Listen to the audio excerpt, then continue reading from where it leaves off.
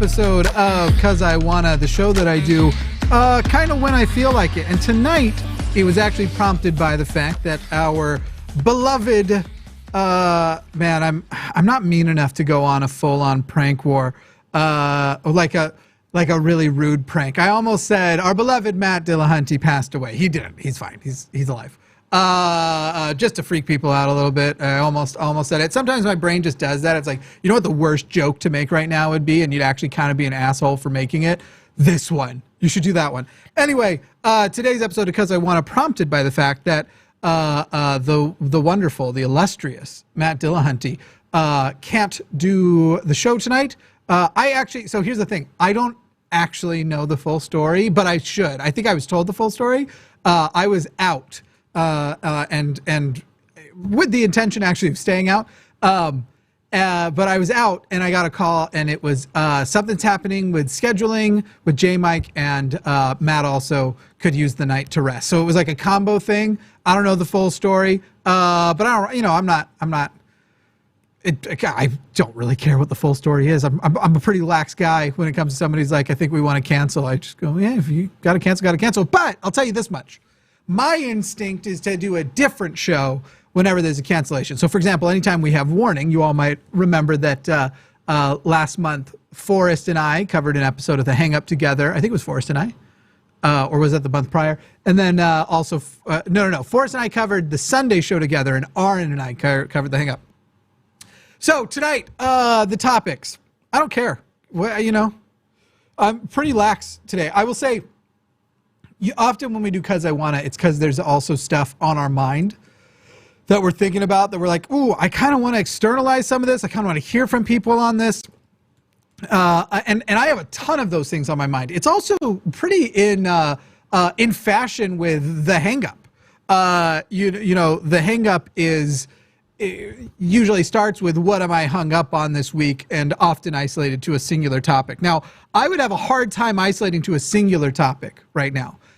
Let's start with, if you believe in God, if you are a theist, I'd love to hear from you. And I just want to talk out why you believe in God. I saw Andrew was waiting on the line and then decided to hang up, maybe when he realized it wasn't going to be Matt on the show. And so somebody said change the background, so I'm trying to abide. We'll try something else. Ooh. I like this. Let's see how this looks as the background. Anyway, Andrew, if you'd like to call back, I sure would be excited to talk to you. I adjusted for you see these like progression lines that you're seeing in there that are diagonal? I've already adjusted for those. Those are supposed to be gone. That's not what I meant to do. We'll come to something together. Otherwise, I'm willing to discuss or debate political topics. Honestly, I would say that I don't have a specific thing where I'm like, I only want to discuss or debate X tonight.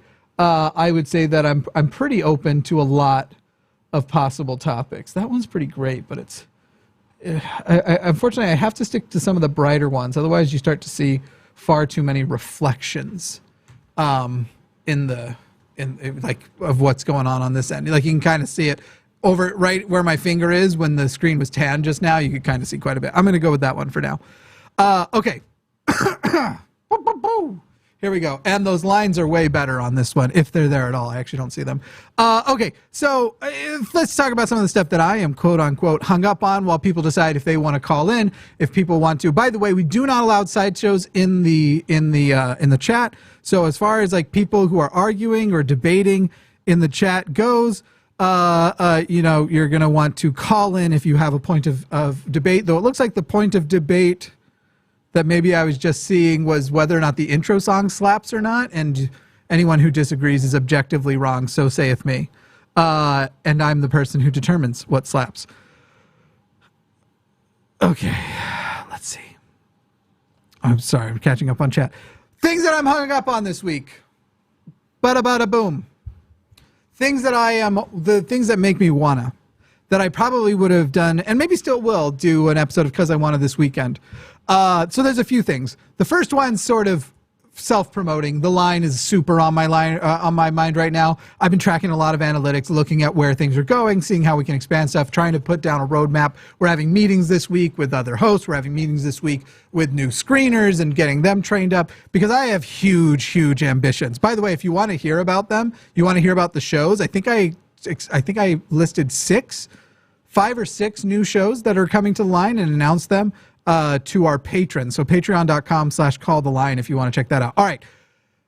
The one that's on my mind the most that it's living rent free is this Bud Light thing. Is everybody watching aware of what happened?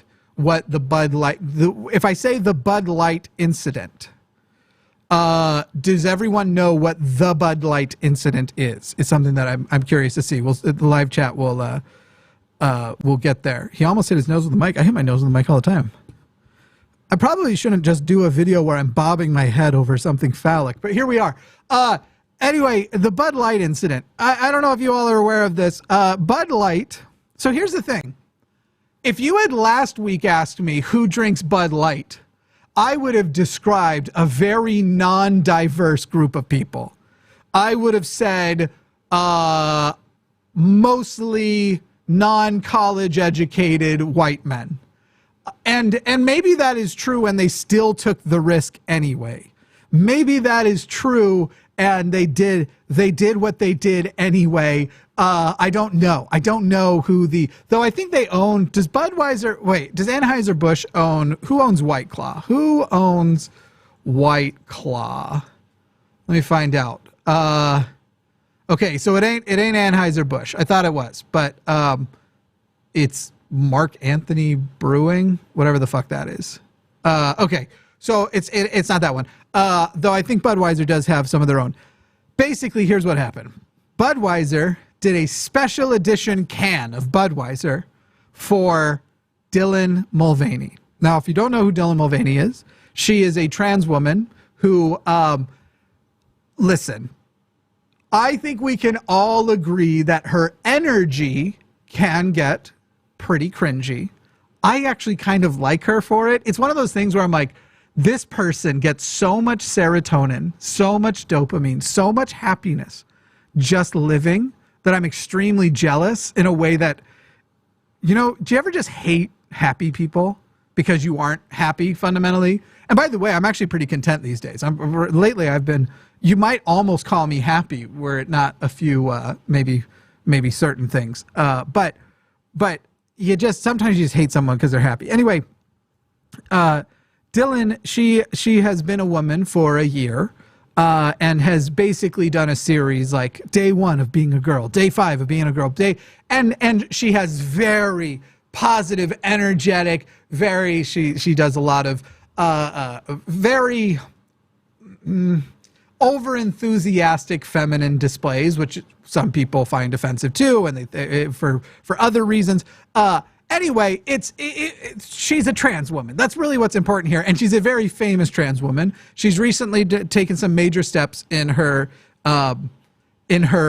transition. Some of the stuff, it's just funny because people will post videos of her from recent stuff acting like she is not dropped, like super pretty, like just oh, they think we could ever be attracted to this, and then it's just some beautiful pan up shot of Dylan like in a dress going from like heels to and she just looks amazing. Just the camera's raising, like looks so good, and it's like, the fuck are you? This is not the angle by which you're going to win this war you're trying to win. Well, Budweiser did a 1-year anniversary celebrating being a girl for a year. And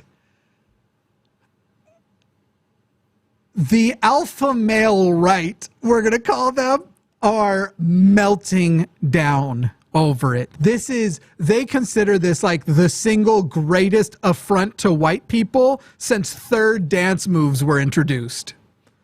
If what I'm saying is, before, when they thought there was only the 2 dance moves, that was fine, and they were very offended when a third one was introduced into society. Anyway, they are just melting down over this by the way, you don't have to buy the ones with pictures of Dylan, with pictures of her on the can. You could just buy whatever your normal stuff is. But they are going off of their absolute rocker, trying to make videos, essentially virtue signaling is really what it is. Essentially virtue signaling how great or how great they are and how terrible Bud is. But how great they are because now they're switching to Coors or Sam Adams or something. Now, one of the funny things that's happened is there are people pointing out that every brand that they try to switch to has done some type of pride-related thing. And there was a lesbian TikTok creator, I want to say it was, that got on my Twitter feed because I avoid TikTok like the plague. TikTok's like one of those complicated issues where I'm aware that they're considering like banning it and deleting it. And on one hand, I go, ethically, that seems wrong, like as far as what I think people should have the freedom to do. But TikTok's such a nightmare that I kind of hope it happens. Like, and take Instagram with you, by the way. They're just causing little girls to kill themselves. The two of them are together. There's a much bigger than just little girls killing themselves. There's a much bigger impact on society overall that's clearly very negative coming from these two spaces. But specifically, I can't imagine how we would justify to any objective entity that we aren't just allowing some tremendous evils to destroy society. Anyway, it doesn't matter. I just sound like an old man. Oh, you young kids right there. Though Instagram, I'm 33. I'm from the prime of Instagram. But TikTok, you TikTokers and you kids, when I was your age, we had to play VR with a stick and a hoop. That's a funny joke I just realized because the original VR controllers had these big hoops on them. And you held the stick and they had a big hoop. Actually, a lot of them still do have something like that. Boy, I'm fucking hilarious. Anyway, Dylan Mulvaney, they do celebrate 1 year of her transition, 1 year of her being a girl. They put her photo on a beer can, and they are the right is losing their mind. You've got, who is it? Was it Ted Nugent or Kid Rock? One of the two of them took a video of them shooting like 6 cases of beer, 6 cases of Bud with an automatic weapon, an automatic rifle, somewhere in the U.S. And honestly, the hardest part of watching that video isn't seeing, oh no, you're destroying the Budweiser beer. Oh no, you're shooting, obviously you're shooting at what you're now associating with trans supportive imagery. Obviously, there is a sort of violent implication there that shouldn't be lost or stepped over. But the craziest thing about that was him shooting these guns, and I'm just sitting there going, that gun is legal in America? Look, I get it. A lot of guns that shouldn't be, but there is a line, right? I thought you couldn't have essentially machine guns, and this dude's out there. I mean, we're talking about holding the trigger down, not quickly pressing it. Automatic discharge, and I think that's only one type of automatic discharge he has. Into these beer cans. You've got Nick Adams doing his Nick Adams thing that I still, the harder you try to prove he's a troll, the more he appears to be authentic. But if you only experience Nick Adams from the surface level of seeing his tweets, you'll think he's a troll. You'll think he's a Poe. But then if you start trying to prove it, it starts to all fall apart. And you start to go, he's definitely a character exaggerating an act. For sure, that's true. But the act itself is his authentic position. Read my lips. We will not allow another ounce of Budweiser to cross our lips. To touch, he always says touch, to touch our lips. We'll be having foursomes with the boys on the golf course. My impression of him today is sucking. I can sometimes do it pretty good. On the golf course, that's a little bit better. Foursomes with the boys on the golf course and having Sam Adams beer at Hooters. That's the alpha male way. The boycott has begun. That's Nick Adams, if you haven't seen him. Nick Adams is nuts. Someone in the chat saying they thought Nick Adams was a troll. He's not. He is an exaggeration of a character that authentically does take the side that his act is. It's kind of like me on YouTube. I am an exaggeration of a character too. I authentically am telling you my beliefs. But the fact that I have sat up and am raising my voice, that's all an act. I barely speak above a whisper, okay, in real life. Anyway, so that's been on my mind a lot, this whole stupid thing. Another thing that's actually been on my mind is there was a creator I used to follow on Instagram. It's not going to be that hard for people to figure out who, especially because I'm going to mention who she's been interacting with. But I used to follow her on Instagram and thought she was pretty great. And at one point had even mentioned her to the host. I shouldn't say other, I'm not a host of, to the host of the Transatlantic Call-In Show, because she is a trans woman whose voice was very, I thought, very positive voice, as in, existentially within the movement, and great. And she has just done this 180. Absolute has become, not only would you say she's kind of doing the pick-me thing, specifically, she wants to become Matt Walsh's, seemingly Matt Walsh's, "You're one of the good ones" trans friends. Like, she has gone from pretty reasonable with some stuff in the past that I went, ooh, there's a little bit of a red flag there. I don't know, but I don't expect perfection out of anybody. Certainly not. I'm imperfect. And I don't expect perfection out of anybody. And every now and then I'd hear this, and then she just had this dramatic flip where she, as a trans woman, is saying some real radical trans med shit, trying to connect that shooting with being basically the same sentiments of Matt Walsh. She's literally retweeting him. Anyway, it's been wild to watch. Now, that all said, you all met on this channel Nominal Naomi, and Nominal Naomi is amazing. She's great, and she's actually been engaging, and I feel like exposing the stupidity, not just the stupidity in the position of Matt Walsh's side, but also the way you get a lot of people who, when they do these side switches, you can tell it's much more about the people they're trying to ingratiate themselves with, because they'll start talking and engaging in discussions and everything goes straight to red herrings. Everything goes straight to slippery slopes.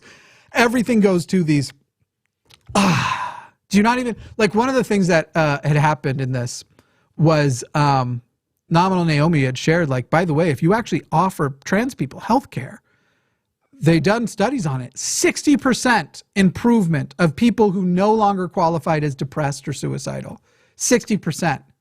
And this opponent was like, wow, do you not even know how science works? Like, if it's not 95% improvement, science basically says, like, that's not, that's not 60%. And she was trying to shit on Naomi for saying 60% is a big number. Naomi's correct. In medical treatments, in science, 10% is a big number. If you can say that there is a 10% improvement more than the placebo group, for example, in a double blind, that's huge. That actually means clearly something actually is afoot. And maybe we can figure out some sort of screening process to help identify who is going to be in that 10% or not. Like, 60% is huge. That is a ginormous improvement. But you get these phrases like, do you not know how science works? And then several times during this, why are you so dense? How are you having such a hard time with this? And then defending slavery at one point. I mean, I think slavery is wrong, but didn't you watch Matt Walsh's video about slavery? How do you not understand this? And it's the weirdest fucking thing to watch somebody go from, like, a pretty decent, I felt, representative, kind of one of those people who, I don't know what not weird way to put it, but, like, kind of one of those people that I do get, that some other people get frustrated with, because she is a very, like, conventionally attractive woman. And so there are people who, there was always these little things here and there where I was like, ooh, this is a little trans-medi, a little bit like, if you don't put in the amount of effort I put in to pass, maybe you don't consider it as valid. I had seen those little signs along the way, but they were few and far between. And I thought if actually had to put into words, she'd probably improve her position. And I think at the time she would have, because as she's been interacting with these people this week, trying to get the attention of these really polarizing right-wing figures, really transphobic right-wing figures, she said things like, I woke up the other day and I'm never going back, which you should never brag about that your mind is incapable of being changed. If somebody calls me and says, I believe in God and nothing you can say will change my mind, I usually will say, if that's true, let's not have the conversation. Because what's the point? If nothing I can say will change your mind, you've just said you no longer participate at an intellectual level with society. Because I'll tell you what, there's lots of things that people could say to change my mind on any topic. The things they say have to be true. You just have to be able to prove it. I love that too. Well, what would make you believe in God? Yeah, evidence, not prayers and feelings. I ignore my feelings all the time, less than I should. I'm thinking mostly right now of my inability to stay eating healthy for a long time. I mean, I'm not going to go long on this because I know that a lot of people, it's a very sensitive topic. I'm actually about to begin a medically assisted weight loss journey with some promising new medications. Because I am not, like, I'm working so much and the stress of work is, I'm not handling it in a healthy way. And the first way that I'm not handling it isn't just eating too much. That's a lot, but also eating like shit when I'm eating too much. Anyway, so that's a whole journey I'm about to begin. And then I guess last thing, I'll just take a couple seconds on this and then we're going to get on to calls because I'm excited about the calls. But last thing I would say is, yes, the indictment's on my mind. It's not that much. And maybe that's the cuz I wanna hear. It is unimpressive from every goddamn angle. It is unimpressive from every angle that's a very interesting topic. It is unimpressive from every angle. And when I say every angle, I don't mean just the angle of Donald Trump I mean every angle. The lawsuit itself, not lawsuit, but the indictment itself is, if he did wrong, yes, he should be held accountable. I lament or regret or I don't know, whatever. It doesn't matter because I don't fucking matter. But I wish this wasn't the first one to come out. Sure, add it to the list of crimes he committed. And if you reasonably would have gone after another person for doing this, then do it. As long as it's equal application of the law, sure. The indictment itself is very unimpressive. It's a lot more counts than we were expecting. There's a lot more in it than we were expecting. And at the end of the day, if he gets found guilty, I'll still go, great. Still super unimpressive. The fucking Georgia one is the one that I wish had gone first. In fact, the Georgia one is the one that I almost would have been fine only going with. Yes, of course, there's other tax things, there's other investigations and everything, but the Georgia voter interference one was top of the list. And then probably participating in sedition would be up there as well. However, that would be so politically charged. It's hard to see how that doesn't end poorly with maybe another insurrection. Who knows?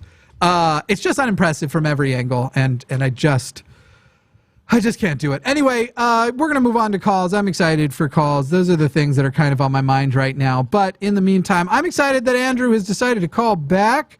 So we're going to start with Andrew. Andrew, pronouns he, him, in Florida. Okay, let me redo that because my mouth fell. Andrew from Florida, you are on the line. How are you, Andrew? What's up, Jamie? What's up? What's up? I will tell you this, Andrew. I have noticed in calls lately that your methods of discussing things have improved and you feel more good faith than I've probably thought you were in the past. Have I ever yelled at you on a show? Yeah. Yeah. And you cursed me out too when I gave a super chat and you didn't let Forrest answer my question.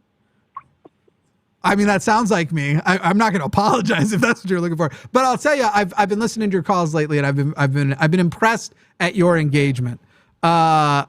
Anyway, but next time I'll make sure Forrest answers the super chat if that makes you feel any better. What was the topic you wanted to call in though? You are a theist, and you wanted to describe something. Yeah. The whole thing. Okay, I guess a little bit similar to the whole thing you were talking about Trump. So atheism, you cannot disprove Christianity. You cannot disprove the resurrection. Bart Ehrman knows the Bible better than, your own private parts. Nobody knows the Bible better than Bart Ehrman and everything about Christianity. And even he cannot falsify hell or falsify the existence of God. So the safest bet is to just believe in God, because. So you're doing the same call 3 nights in a row, though, aren't you, Andrew? Yeah, my therapist told me to stop doing this. I just couldn't help myself. It's all good, man. Well, I'll keep it try and brief and concise. Andrew, should you believe something just because you can't disprove it? No, not necessarily. Right. And so I feel like I'm going to repeat a lot of the things that.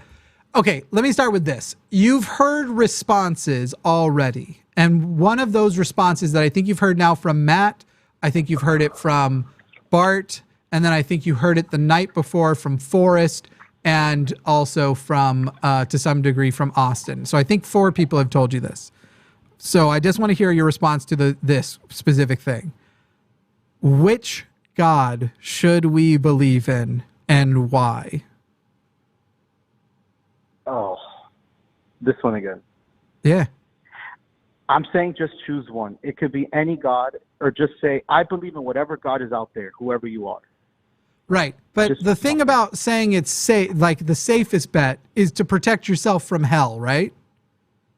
Yeah. Right. So that doesn't really protect you from hell, because saying I believe in any God that might be out there, in fact, the specifics of many Christian traditions is that you need to address him and accept him. You might have to go through some ritual by somebody with authority to get baptized for him in his name or in his son's name.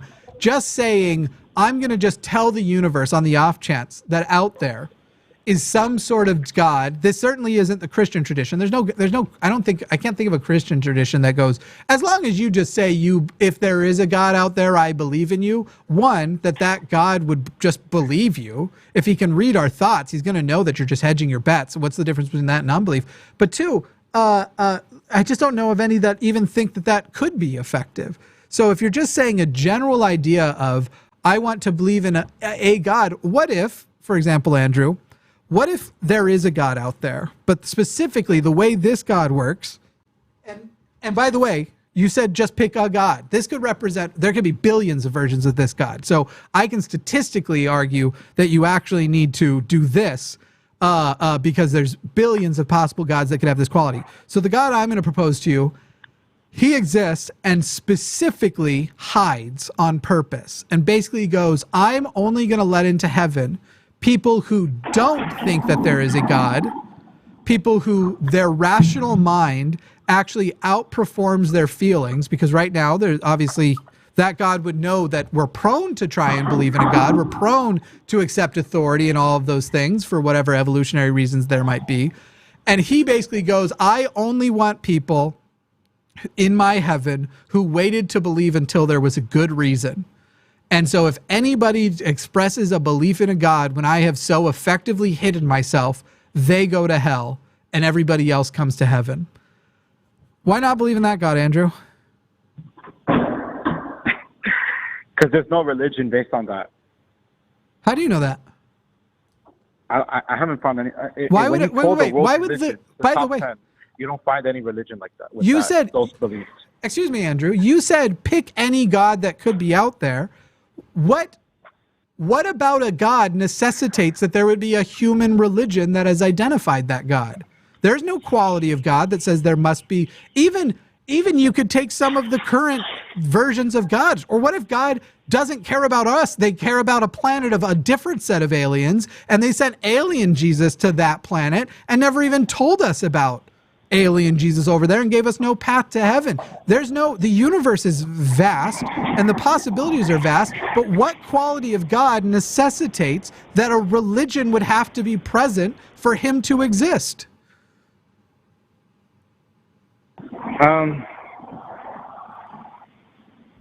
We don't know.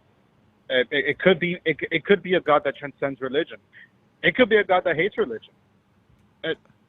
There's no way for us Answer to know. my question, though, because you said that you wouldn't believe in the God I proposed because there is no religion surrounding it.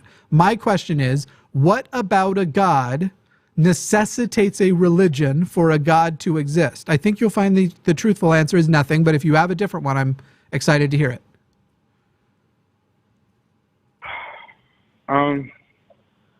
If a God exists, there would have to be some people on earth who somehow believe that it exists. Why? In some way. Before you move beyond that, why would, if a God exists, why would there have to be somebody on earth to believe in them? Is God all powerful? Can gods be all powerful or not? They could. Okay, so if a God can be all powerful, can't a God exist which does not ever in any way reveal itself to people? It's theoretically possible. Right. We'll even say hypothetically, because every version of every God is hypothetically possible. So it sounds like you're saying you acknowledge that your Pascal's wager here is basically you're hoping to get 1 in a quadrillion chance, and that's just a made up number to say 1 over something very large. The number is technically infinite. But 1 in a blank whatever chance that you're going to get the right God just by choosing a God, and doing 1 in a quadrillion is better than doing nothing at all, even though you can't actually prove that if there was a God, the nothing at all isn't who he would send to heaven. So it literally isn't better than nothing at all if you just do the math there. And then you want to take a step further and go, and the God that I have chosen, while there are specific things that are not falsifiable, it is upon the basis of a book, which was written as a book, which was written as history, which has many falsifiable things in it, which has many untrue things in it. But I would like to extrapolate the things which I like from it and say that this surrounds a specific religion, and that's the one I'm going to go with. So I want to know, Andrew, because if I recall right, you are a Christian. Are you really a Christian only because you believe it is a safer bet than not being a Christian as far as going to hell goes? That's one reason why. Do you acknowledge that that is the worst reason after I just walked you through the logic, that that's not a good reason to believe? Following a religion out of fear is a terrible reason to believe in that religion. But not just that, Andrew, that statistically, when you said pick any God, you cannot demonstrate that you are safer picking a God to believe in than not believing, because you cannot demonstrate that a God which doesn't want you to believe is more likely than a God that does want you to believe. Isn't that true? Yeah. Yeah. Or a God that's totally doesn't care at all. So it's a 0% benefit reason to believe. Now, I think there are reasons to believe that aren't 0% benefit. That doesn't mean that they're good reasons, but I will admit that they have benefits, like being able to feel less apprehensive about death seems like a benefit. It actually might be bad, but short-term denial, it seems nice. That's one that I would give a non, obviously I don't think you actually will then not die when you die and actually become a ghost, but you might experience less apprehension or anxiety. You might take greater risks if you don't have those, though I've done the opposite. I've really lived my life after leaving religion, but I could see the argument to be made that less apprehension about dying is a benefit at least. But your thing, we've just agreed, there's 0% benefit to what you said. The math doesn't actually work out that you're better off with versus without. So what's one of the reasons? There is a benefit if you are playing a bet. No, you're choosing what you think is the safest bet. You're helping your anxiety. It helps with. But you just agreed that it doesn't actually help. You just agreed that you can't prove that the goal of God would be for you to believe versus to not believe, that one or the other isn't more likely than the other, that we can't prove either and neither are more likely. Therefore, you're just placing, it's like walking up to a craps table and betting on blue. There's no blue on a craps table, for the record. I think. I don't know. But I'm pretty sure there's not. I think it's red, black, and green. Correct. Yeah, I thought so. I only vaguely remember. It's been years. Anyway, Andrew, so let's just, if I understand you probably still very emotional, feel an emotional connection to that argument. I'm probably not going to get you to admit that Pascal's wager is nonsense, even though you've agreed with the premises of why. We can move past it. what is the reason, the good reason to believe in Christianity if you cannot base the reason based on that it actually has some sort of likelihood, some sort of odds that benefit it? Okay. Christianity promulgates Western values. It built Western civilization. Okay. And so that's because our culture was founded on that foundation. It was built on that foundation of Christianity. Sure. So there's a benefit in that sense. There's a benefit in social community and cohesion. Yeah. So you're saying our society was built on Christian values, therefore that's a benefit, correct? Yeah, sure, yeah. Okay. Yeah. So the couple of things. First of all, to think that that's a benefit requires you to be a Christian. Now, I'm not even going to argue with you about whether we were built on Christian values, or a lot of people like to use the phrase Judeo-Christian. There's a lot more nuance to it than to just say yes or no. But for the sake of this argument, I'm going to say yes, we were. I'm just going to agree with you, even though I don't generally agree. Built on Judeo-Christian values, if that is true, I would say, for example, well, let me ask you, Andrew, does that justify staying Christian ourselves, being Christian ourselves, or maybe would you also be respecting it if you at least acknowledge that? You taught the history of that, basically how Christianity ever intercepted, what sort of line society then developed on, how it became a part of it. Isn't it just as respectful to Christianity to truthfully acknowledge its existence in history and its interaction with history than it is to, isn't it just as, maybe more respectful, because it's objective at least? Wouldn't that be adequately respectful? Do you actually have to be a Christian to respect Christianity's history? No. So not a good reason to believe in it, just a good reason to not forget it, I think is what you've given me. Yeah, it built our judicial system, the background, psychologically. The concept of justice came from Christianity. No, it didn't. Punitive justice. No, it didn't. Okay, well. It's one of those things where I would say there is clearly a heavy influence of Christianity in modern American, especially society, to say the concept of justice in written form already existed prior to Christianity. It wasn't invented by Christianity. It wasn't even independently come up with by Christianity, the way you can have like evolution was already being worked on by another scientist at the same time as Dawkins, for example. But I won't deny that there is clearly heavy Christian influence in modern American society. Now, you list that as a pro, I list that as a con, because I think that every part of society that has been terrible, not every part, but most of it, has actually come from that Christian influence, and that it was when, as a society, we got together and went, hey, let's all just say Christians should be able to live comfortably here, but so should everybody else. So let's take on a system and let's change these laws to make sure everybody's comfortable here. And there's a phrase for this. You can guess it if you want, but let's figure out a way to create a society where everybody can exist comfortably instead of just cishet white males, Christians, which is what the original Christian founding was based entirely on. Have you guessed the phrase that I'm referring to, by the way? I think so. Yeah, go for it. What do you think it is? The golden rule: love your neighbor as yourself. No, I see. No, I was being much more abstract. No, secular humanism.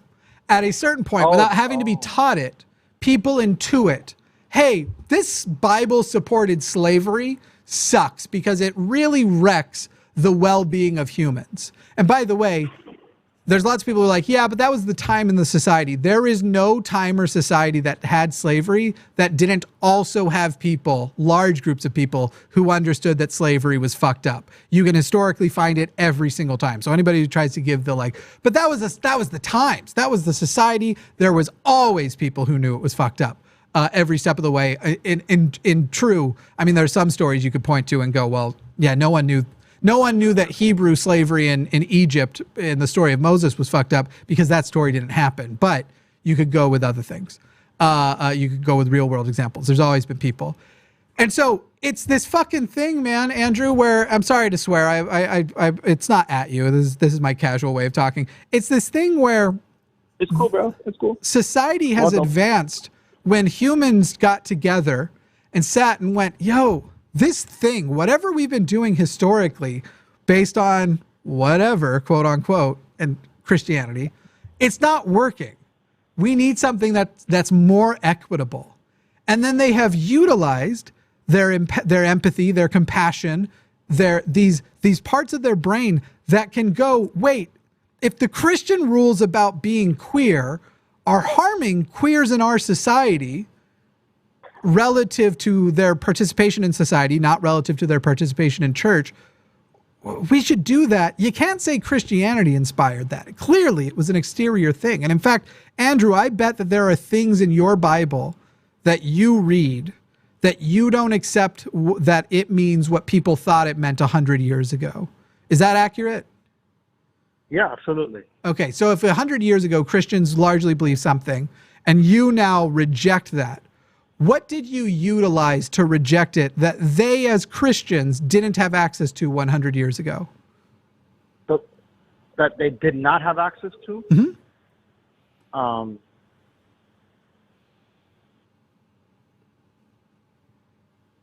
Technology? Yeah, you could say that. The modern advancement of society upon the basis of we have learned as time goes by what's better for humans, and our applications of religion have changed because we actually mostly can't comfortably live in a society which doesn't grow up. And if you want a society to not grow up, give it a religion. It's as simple as that, Andrew. Anyway, I'll give you some time if you've got some counterpoints you want to make. None of that. Wow. None of that disproves that there is a God. I'm not here to disprove there's a God, Andrew. I know. Yeah. I know. That's just the first thing that came to my mind. I'd try if I could. I would. Andrew, if I had the disproof of God, I'd give it to you. All I'm saying is let's not believe in things until we have a good reason to believe in things. Society would have advanced faster if they hadn't believed in religion. Sure. And what you're saying, it works until the ideology doesn't function anymore. Like, what if secular humanism will turn on itself? How would that happen? And therefore society will fall and fail. And so it doesn't mean that secular humanism is better overall. No, it definitely is better overall. How would secular humanism turn upon itself? Here's one way. Christians are having more babies than you guys. Okay. Muslims are having more children. That's true. We're more family. We are better at making families and building tribes, so we're better at evolution. No, you're not. You're better at populating them. Wait, Andrew. I just want to be clear on our words. I'm not trying to be pedantic.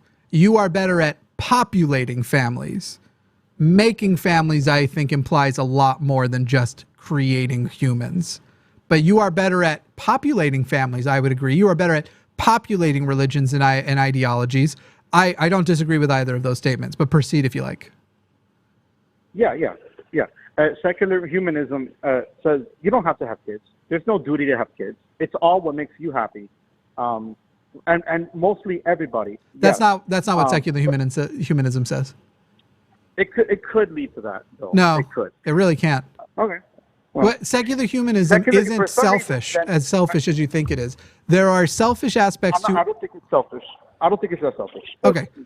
By the way, that wasn't what I was trying to say. Andrew, for the record, you are talking to somebody who largely agrees with a lot of what you're saying as a con, I have expressed, I got fucking roped over the coals for it because people, is that the phrase, roped over the coals? Dragged over the coals for it because I said on Twitter something along the lines of like, our side needs to start considering having kids. I said that and because every bit of nuance got taken out of it. And I mentioned that even I'm considering having kids and got absolutely dragged for it. So I don't disagree. There is a problem with now you're operating, I think, under the presumption that more population is better. And there are ways to economically argue that from a humanitarian point of view. I wouldn't say it's better when we are currently failing to feed everybody in the world, despite the fact that we have the technology to do so. Thank you. Raked over the coals. But go on. Go ahead. Sorry, I interrupted. No, it's cool. In terms of evolution, if you just look at it scientifically, we're doing a better job because we're going to populate the earth. And our ideology, says you guys should stay together. Families should stay together. It's better for families to stay together. So you should be more cohesive as a tribe.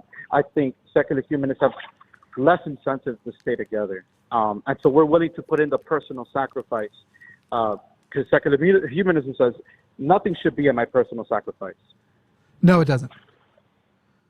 Okay. What secular humanism source are you getting?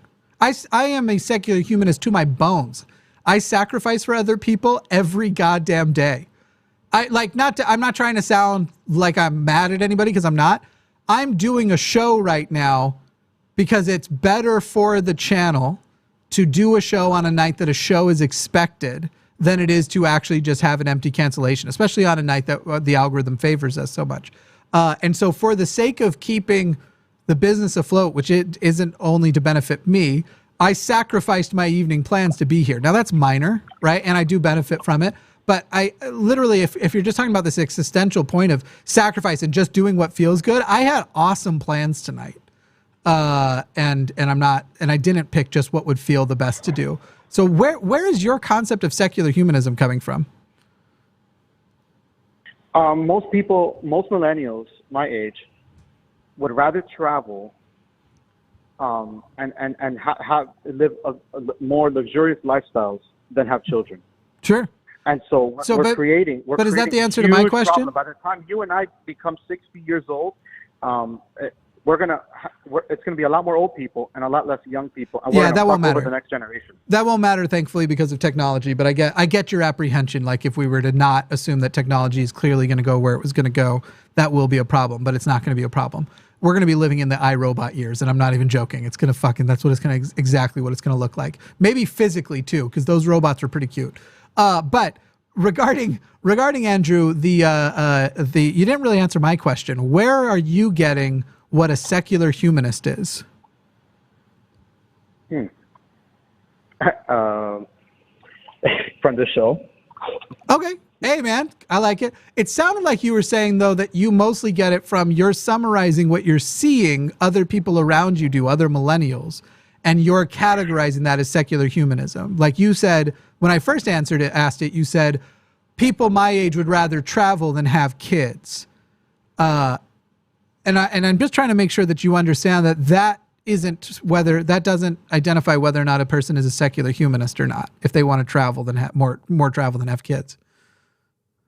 Right. Yeah, but it's an application that because my generation is more secular than the previous generation who had more kids. Yeah, which by the way undermines your previous point about populating by giving birth, because right now the Earth is getting populated at a rate it can't sustain for forever much longer. But population is exploding. We've passed 8 billion people. The projections of future population are terrifying. But I know there are people who have worries about that it might be turning around and that might fuck us over. Again, it's not going to matter. Robots are about to, if they don't murder us, they'll at least take care of us. The future of AI and robots. We should be way more afraid than we are, but I'm not going to doomer. I'm not going to spend the rest of this evening being a doomer. As far as you've been listening to Elon Musk. Well, Elon Musk isn't. Andrew, I could do an hour on Elon Musk. I used to admire Elon very much. I don't any longer. He has been seduced by a type of thinking. It's not even the specifics of the thinking itself I'm more offended by. I'm annoyed that a person who has the same kind of autism I have would allow themselves to be seduced by such irrational bullshit that should be antithetical to the way our minds are somewhat hardwired as autistic people. But anyway, that's a total other thing. I do agree with him on some things. I definitely agree that AI is scary. I definitely agree that the future is self-driving cars, all that kind of stuff. But you have to be really just generally telling people to listen to him when there's so much you should filter out. Can have some danger. But Andrew, go ahead. Give me another thing to work with. So far we've gone over as far as reasons to believe in God. Not really Pascal's wager because that thing washes itself out. Not really because of the history, because humans have literally used something that that resembles identically secular humanism to get past Christianity. But I agree we should keep Christianity as part of history, and we should in the same way that we should be honest about how the evils our countries have done in the past are a part of our history and currently influence how society exists today. We should acknowledge the real past and the real history. I think we should also acknowledge the real past and real history with Christianity. Neither good reasons to believe that Christianity is literally true. So I'm curious if you have another one for me. I do. I'm going to quote two authorities on this. Okay. I believe his name is Brett Weinstein, who's a biologist. Sure. And there's a book called Recapture the Rapture, Rethinking God, Sex, and Religion, or something like that. And he says that we lost religion. That's when humanity was in their infancy stage at 1.0, where we created meaning through religion 1.0. And then that book, Recapture the Rapture, he says 2.0, humanity in their second phase, 2.0, it was secularism. But we're seeing the cost of that. Mental illness is worse than it's ever been because we've lost our ability to create meaning. No. So without religion, we don't create meaning. We don't do myth making. Totally disagree. We don't establish identities as well as when we do have religion. Mm-hmm. Oh, I'm quoting the book as an authority. And no. You can quote it all you want. And I disagree with the premise. We don't have more mental illness. We have more identified mental illness. Yes, there may be an increase overall, and especially things like anxiety, because of the ways in which we've changed our environment so dramatically, so quickly. They would actually have nothing to do with religion. They would have to do with rapid advancement. Just the ability to have the entire world's knowledge in your literal palm of your hand is a lot of power and changes a lot of things for a lot of people. And because of the way our brain favors certain things, like how if we hear about a tragedy, we start to look for that tragedy to happen in our lives. And it used to be you didn't hear about that many tragedies. Now you hear about all of them every day, at least the ones in your country. Obviously, we ignore a lot of other tragedies. Regarding whether or not, so it was mental health has gotten worse. Yeah, not related to religion, but more than that, it has been identified as worse. You say it's easier to find identity within religion. No, it's easier to have identity which has been issued to you. In fact, individuality, independence, and the ability to live by the meaning you want to live by and the purpose you find for yourself is basically taken down to zero, except for those people who happen to be born just perfectly primed for a religion. Every now and then you get those people who are like, yo, this works for me. Everybody else, it is conforming. It is damn near Stockholm syndrome to that identity. And yet, people with Stockholm syndrome report dramatic amounts of love, identity, and identification with their captors, or in the case of religion, their religion. So Andrew, I don't care if what Brett Weinstein's an authority on, period. The idea that religion, and by the way, every aspect of religion you could say that improves any of those things can be accomplished without those things as well. But if you go and you look amongst religious populations, the crazy thing that you're saying is, and you don't even realize you are, is that because secular people exist, more religious people are mentally ill. Because the mental illness isn't just happening amongst secular people. And in fact, you're finding lots of people, I was one of these people, whose mental illness is exacerbated by the anti-identity rhetoric that they heard in church, that they were having pushed into them in church. So the crazy thing about the position you've just laid out is you're suggesting that religious people are more mentally ill because secular people exist, because you can't explain, upon the basis of what you said, the uptick in mental illness amongst religious people, apparent mental illness, if you're going to make that appeal. You simply can't. Whereas I can say the number one reason why mental illness appears more common is we've started identifying it. That's the number one. Do you want to go to your second authority there, Brett? Or Andrew, I mean? Brett was the authority.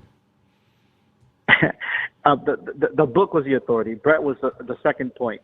It's more evolutionary advantageous to believe that these things are true even if they are not literally true, because that's how we evolved as a species. That's what turned us into Homo sapiens sapiens, or whatever it's called. Historically, that might be true, Andrew. There's no reason to assume it would be now. Society. I agree that religion was utilized in ways that probably were productive at times in human history. However, clearly, had we abandoned it at certain times throughout history, the world would have advanced dramatically.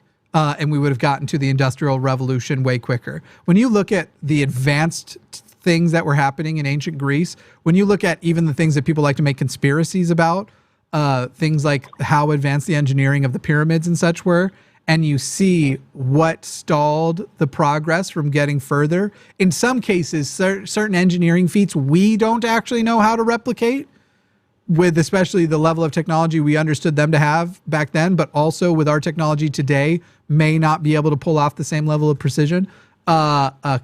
Clearly, the benefit of using religion to advance society has diminishing returns.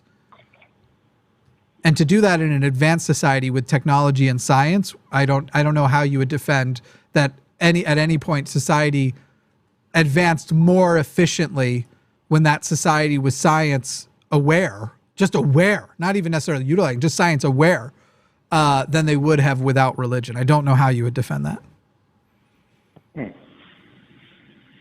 You could try. If you want. No, I would say we suffer better. We put meaning towards our suffering. So we're better equipped to suffer, religious people, than secularists. Because secularists, okay, what is suffering? It's kind of meaningless. It happens for shit reasons. But if with a religious person, when they suffer, they create a story around it. Yeah. And so that's why mental health is better overall with religion. No, it's not. But again, I've already debunked that. And you can actually go look at this. There are studies that will help you debunk that. In fact, there used to be one study out there that suggested that you had a better chance to recover from health if people were praying for you. And then they went, there's something weird about this study. So they went and did more. And it turned out to be the opposite, that because people pray for you, you can actually experience a loss of hope if you don't feel yourself getting better. And you can actually have worse outcomes because having a good attitude about things can affect your overall physiology. So, but here's what's wild to me, Andrew. How many reasons do we think we've gotten to so far? Are we up to 6, 7 reasons? Yeah, pretty much. Yeah, let's go with 6 to be conservative. Okay. Okay. So 1 through 6 listing. Boom, boom, boom, boom, boom. 1, 2, 3, 4, 5, 6. If we were to keep going, which number on your list, prioritizing 1 is the most important reason or the reason why you're most convinced, moving down the list, how far do we have to go to finally get to, is it true or not? Ever? Is that on the list? That's the biggest thing on the list, Jimmy. No, it isn't. Andrew, you've just given me 6 reasons that don't care about whether or not if it's true or not. We dismissed that because in the beginning we said it cannot be falsified. No. So when you said no, sir. You cannot disprove God, Andrew, I had to dismiss it. Andrew, I either have a marble in my hand or I don't, right? Yeah. Okay. I can prove I have a marble in my hand if there's a marble in my hand, right? Yes. Now I could also remove from you the ability to ever prove or disprove it by simply now taking my hand away from the screen and never opening it up in front of you. I can make it unfalsifiable. It doesn't mean you should. If I tell you the answer to whether or not the marble is in my hand or not, there is some dramatic eternal consequence for, and what you decide matters. You're suddenly going to want to see. You're going to want to investigate. You're going to want to inspect. So the reason why a lot of the religious stuff is unfalsifiable is it's all, every rule is permitted. You literally get magic. So we could debunk every single thing in the Bible that's debunkable. Maybe even a few more that we thought wouldn't be debunkable. Maybe we actually invent the time machine and we go back in time and we show you Jesus Christ never did any of that stuff. And then you can say, nah, magic God rewrote the timeline Because if you had done that, if you go back and see Jesus, you no longer need faith to believe, and he demands you believe on faith. So God is making it look like that's what happened in the past. That doesn't mean it's what happened in the past. My whole thing, Andrew, is I'm not going to believe until you give a good reason to believe. And a good reason to believe is never, you can't prove it. You can't prove, rather, that it isn't the case. You can't disprove it. You can't disprove God, because I can apply that, Andrew, to anything. And we didn't dismiss it. You and I worked it out in the beginning and agreed that the possibilities cancel themselves out, because you cannot actually tie the fact that people believe in a God to it being more likely that that God exists at all. There's no way to do it, especially with an unfalsifiable God. So, yeah, we agreed it's unfalsifiable. Whether it's true or not matters. If I see the marble in the hand, that's when I believe in the marble in the hand.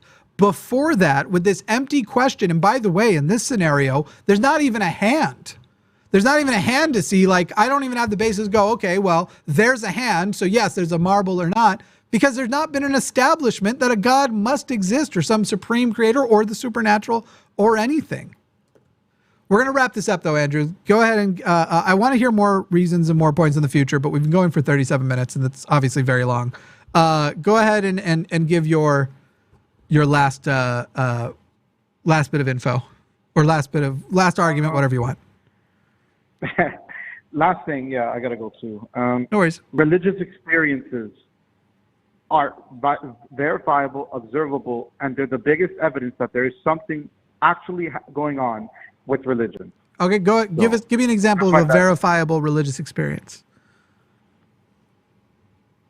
Or do you want to do that next time? We can do it next time if you want. Next time. Let's do it next time. All right, Andrew's going to call back. I'm back for sure Sunday. I might be here this weekend. But Andrew's going to call back with verifiable religious experiences. Andrew, you weren't the person calling in about Mary statues, right? Like Mary. Were you the one who called in about miracles of Mary in the past? I called about Marian apparitions and exorcisms. Okay. So we've already done Marian apparitions. You already know fundamentally we don't agree. Exorcisms you did with somebody else. I guess you could bring those to me if you want. But when we do the verifiable ones, let's try and let's not do what we did tonight, which is basically the third argument in a week of the same point. You know what I mean? Yeah, I got you. Tight. Thanks, Andrew. Looking forward to it. Peace. Bye-bye. See ya. See, I don't always swear. I don't always cuss out Andrew. It's all of you in the chat who said I always do. That was absurd. No one said that. All right, we'll jump on some of these. Oh, this is irrelevant to the one of the points that just came up. John in Missouri, you are on the line. Hello, Jimmy. How are you this evening? I'm just peachy. How are you? Good. Doing well. Yeah, I just wanted to discuss, and I think you touched on it in the earlier call, AI and how you think that might affect religious discourse. I don't even know if I could begin to fathom how it's going to, like, religious discourse, I don't think even matters that much. I think we're only a couple generations away from a mostly secular, or at least godless population, even though it looks so far away. I think that's evident with just the amount of information that's available. This all presuming we don't nuke ourselves into oblivion, which is, the clock to midnight is still super close to midnight. It's hard to say. I think it'll help people make better arguments. You can use. No. Go ahead. Oh, I'm sorry to interrupt. Yeah, Earth Day. Yeah, that's great.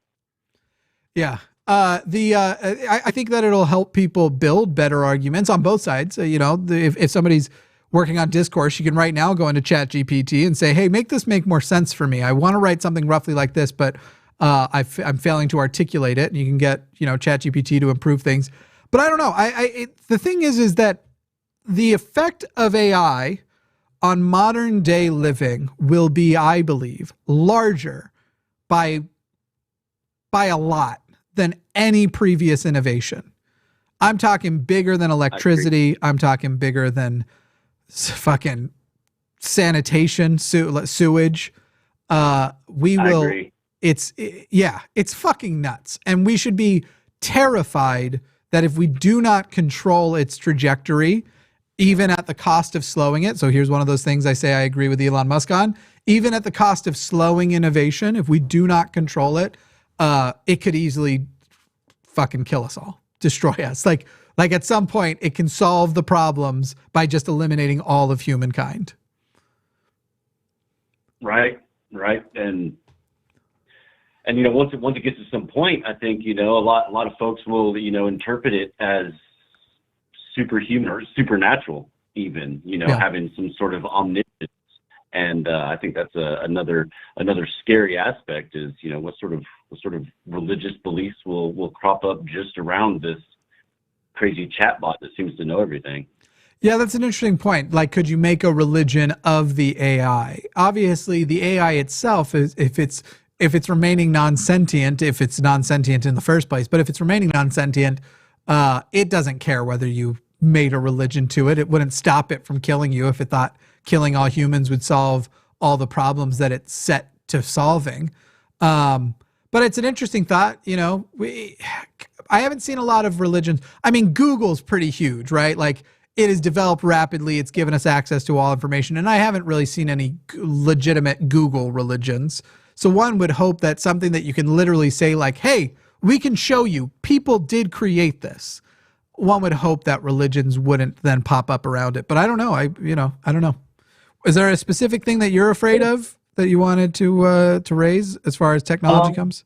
Well, I guess, when it comes to the more the religious aspect, I think it'll be interesting to see what sort of new interpretations from different holy books and various texts we might find with the abilities of these large language models.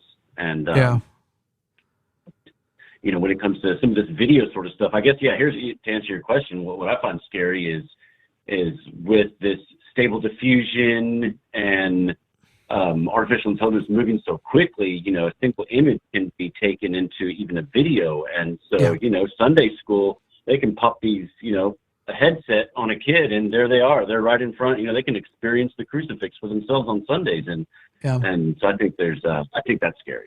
Yeah, violations of privacy. It's kind of like these are the ones that are going to hurt the most quickly, but not necessarily the things that are going to destroy society the hardest. But on a very personal level, a lot of the things that you're describing are going to be used also to just, the fact that you can now use we've seen utilization of AI to accurately predict first what a person would look like naked based on lots of views, and then put them lots of photos. Even if they're fully covered or mostly covered in all of them, but these common aspects, it can analyze all of that, make a pretty photorealistic 3D model, and then make that 3D model do virtually anything. Basically, expect a future where if anybody is attracted to you, there's a good chance that they plugged your Instagram into a computer and watched photorealistic porn of you. Not everyone would do that. Not everyone will violate you that way, but the expectation, kind of like that same expectation of if you're in a parking lot and somebody is approaching you rapidly, it's not crazy to put your keys in your hands like you're ready to punch them with the keys or whatever. Be aware and on the lookout. That stuff's going to suck. And then also the ability to completely fake reality. Right now, we have certain things that we can tell is a deep fake. Deep fakes will not always be distinguishable from real video. For sure. Yeah, that shit's terrifying. I've been traveling with Midjourney, and the way that you can prompt some of these image generators, the realism on the photos, like I dialed in my D&D character. It looks like a picture of her. It's amazing just what you can do with just a couple YouTube videos and really leaning into these.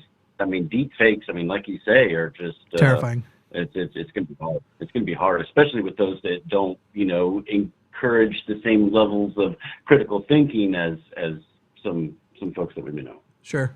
Well, John, I appreciate the call. I'm going to actually use this to issue out a challenge. We've still got lines open. And here's my challenge to anybody who wants to call in and argue it. If you think there is any job which is safe from AI, as in I am making the assertion that there is no job safe, that AI can replace every functional job in society, and not only can, but will in the next, let's say, half of a century. in the next 50 years, before most people watching this will be dead, or at least a large number, I would like to hear from you to tell me what job and why that won't happen. But anyway, John, thank you for your call very much. I'd like to put an asterisk on that. If I Sure. could put one asterisk on that. This summer, we're going to see these large language models integrated into robotics, because that's kind of the next step. So Right. when you say tradesman, whoever answers that, when they say tradesman, be wary. So Oh, anyway, no, Jimmy, I thank you for having me. purposely. So, John, I appreciate what you just did there. I could do it too. I was avoiding it on purpose. I know the answers some people will come up with, and I also know the reasons why they're wrong. It's more fun and entertaining if we give them the opportunity to do it, not in a humiliate them way, in a consciousness raising way. Yeah. Yeah. Thank you, Jimmy. Good Thanks, talking John. with you. Yeah, you too. Bye-bye. Bye. So 720-619-2288. If you have a comment about AI, what jobs it could take over, what jobs it couldn't take over, I'd love to hear from you. I'd love for somebody to call and say, Jimmy, there is no way what I'm doing, I could be replaced by AI or a robot or whatever. And I'm saying any job, that there is zero exception, any job that a human can do, robots can do and will do better than us within half a century. I'll take any challenge to that. The only thing I'm not confident on that is the time frame. 50 years feels right, and I feel like I'm actually being basically like playing it safe with 50 years, but I could be wrong, especially if Elon Musk is in charge of any of the timelines. I don't know if you've ever watched Elon Musk try to say, we'll have this new feature for our cars at this point, and they never do. I made him sound a little bit more German there, but I do digress. Oh, man. Okay. The back thing that I've told some of you about is starting to pop in a little bit, but I think we'll be fine. Doug in Florida, you are on the line. A lot of Florida calls today. Yeah. Hey, Jimmy, how are you? Just fine. How are you? Hey, doing great, man. That AI porn is a reason to get on that weight loss thing. Yeah. Well, people will be able to find the old videos of me and still do it if they want to, but I can appreciate that. Though, you know, if I don't get on the weight loss thing, I can always have AI improve my nudes. There you go. Anyway, Doug, what do you want to call about? Well, I actually think I figured it out when I was listening to you talk with Andrew, but basically, you know, there's some political stuff going on here with the Trump being indicted, and whenever you talk to people, I know there's a bunch of tribalism going on, but basically there's a fallacy or something that everyone seems to be doing where they'll say something and that allows them to completely disregard everything. So an example is, well, they've been out to get him since day one. So you can just ignore everything. Other examples are, well, that's a Soros-backed DA. And I was just trying to figure out what fallacy that is. And I think I figured it out. I think it's whataboutism, just without the whatabout.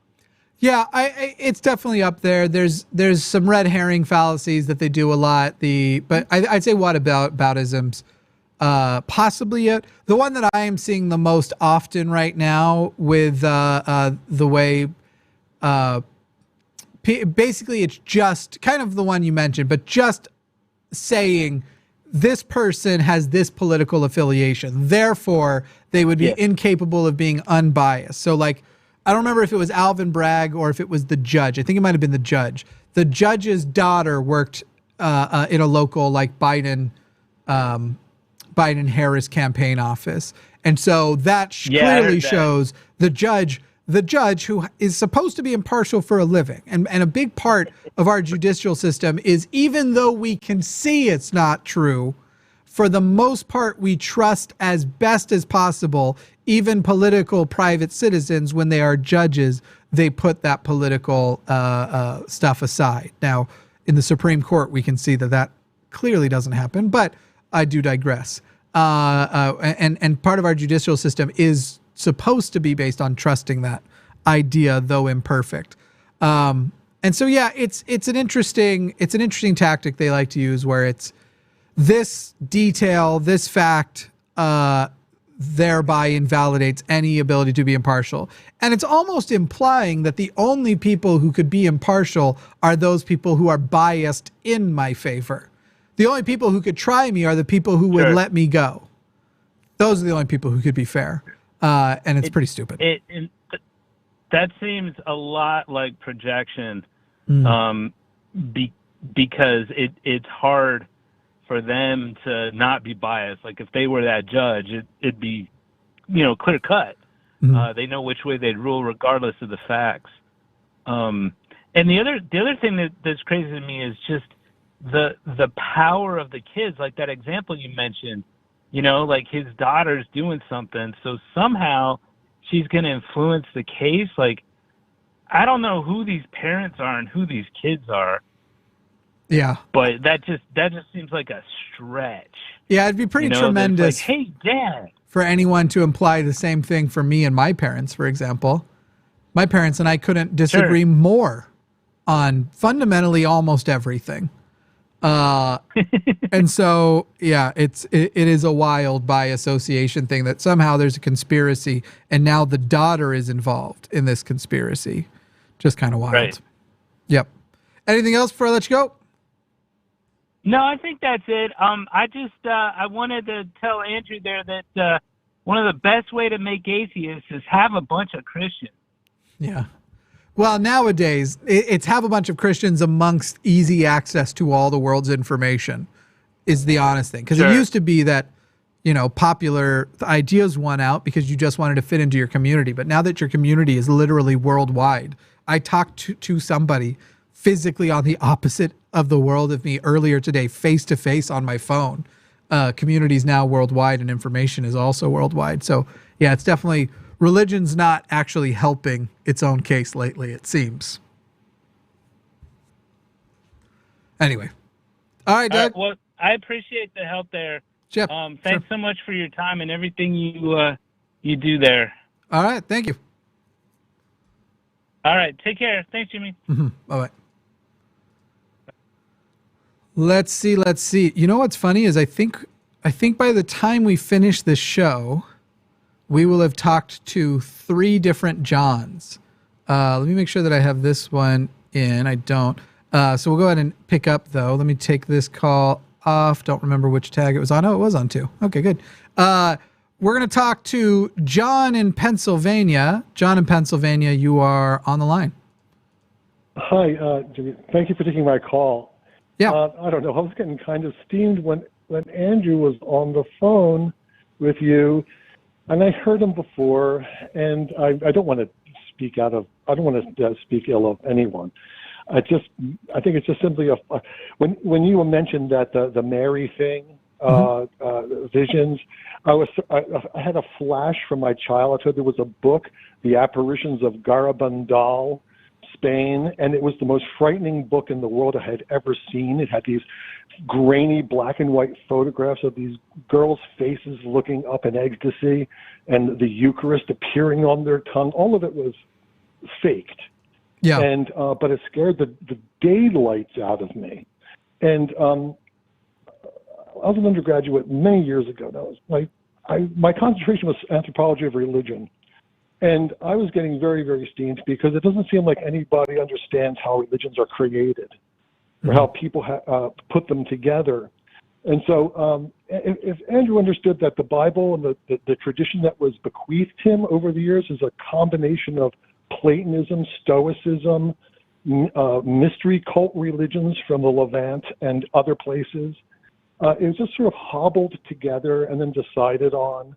If he could see that, then he seems to be locked into this fear cycle with this stuff. Anyway. Yeah, I think fear is a part of it. I think community pressure is a part of it. And I think that he is still seduced by the concept of you can't disprove this thing that a lot of people want me to believe. And upon that basis, I'm going to hold on to it. Yeah, but at the same time, he seems to disassociate himself from the transcendent metaphysical, or one would say possibly supernatural, to the social dynamic. The social dynamic, or let's say the rites of passage that the structure that the stuff gives, which is simply community. It's simply belonging. It's simply a place to put your love, so to speak.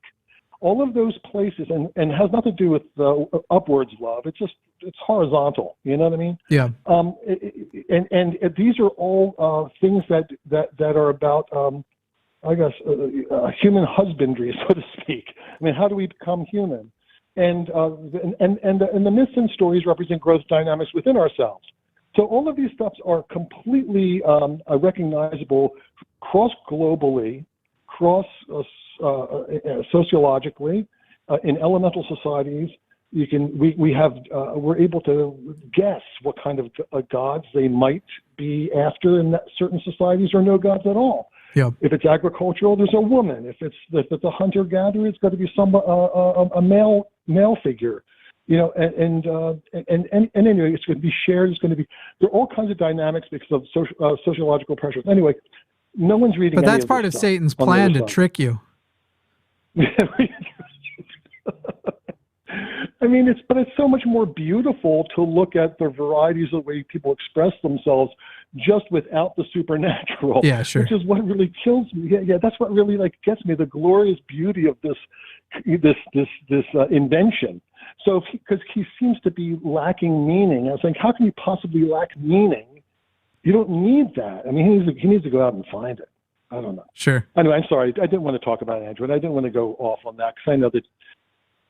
I never go on tangents, and I never digress. Yeah, no, sorry. Anyway, I'm just kidding. Go on. About AI. Oh, no, about AI. I was trying to rack my brains just thinking what could be.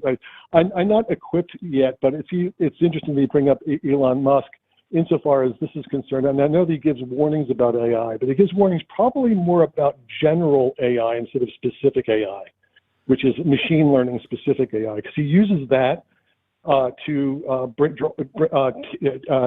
draw down the statistical accidents in his electric cars, self-driving cars. Sure.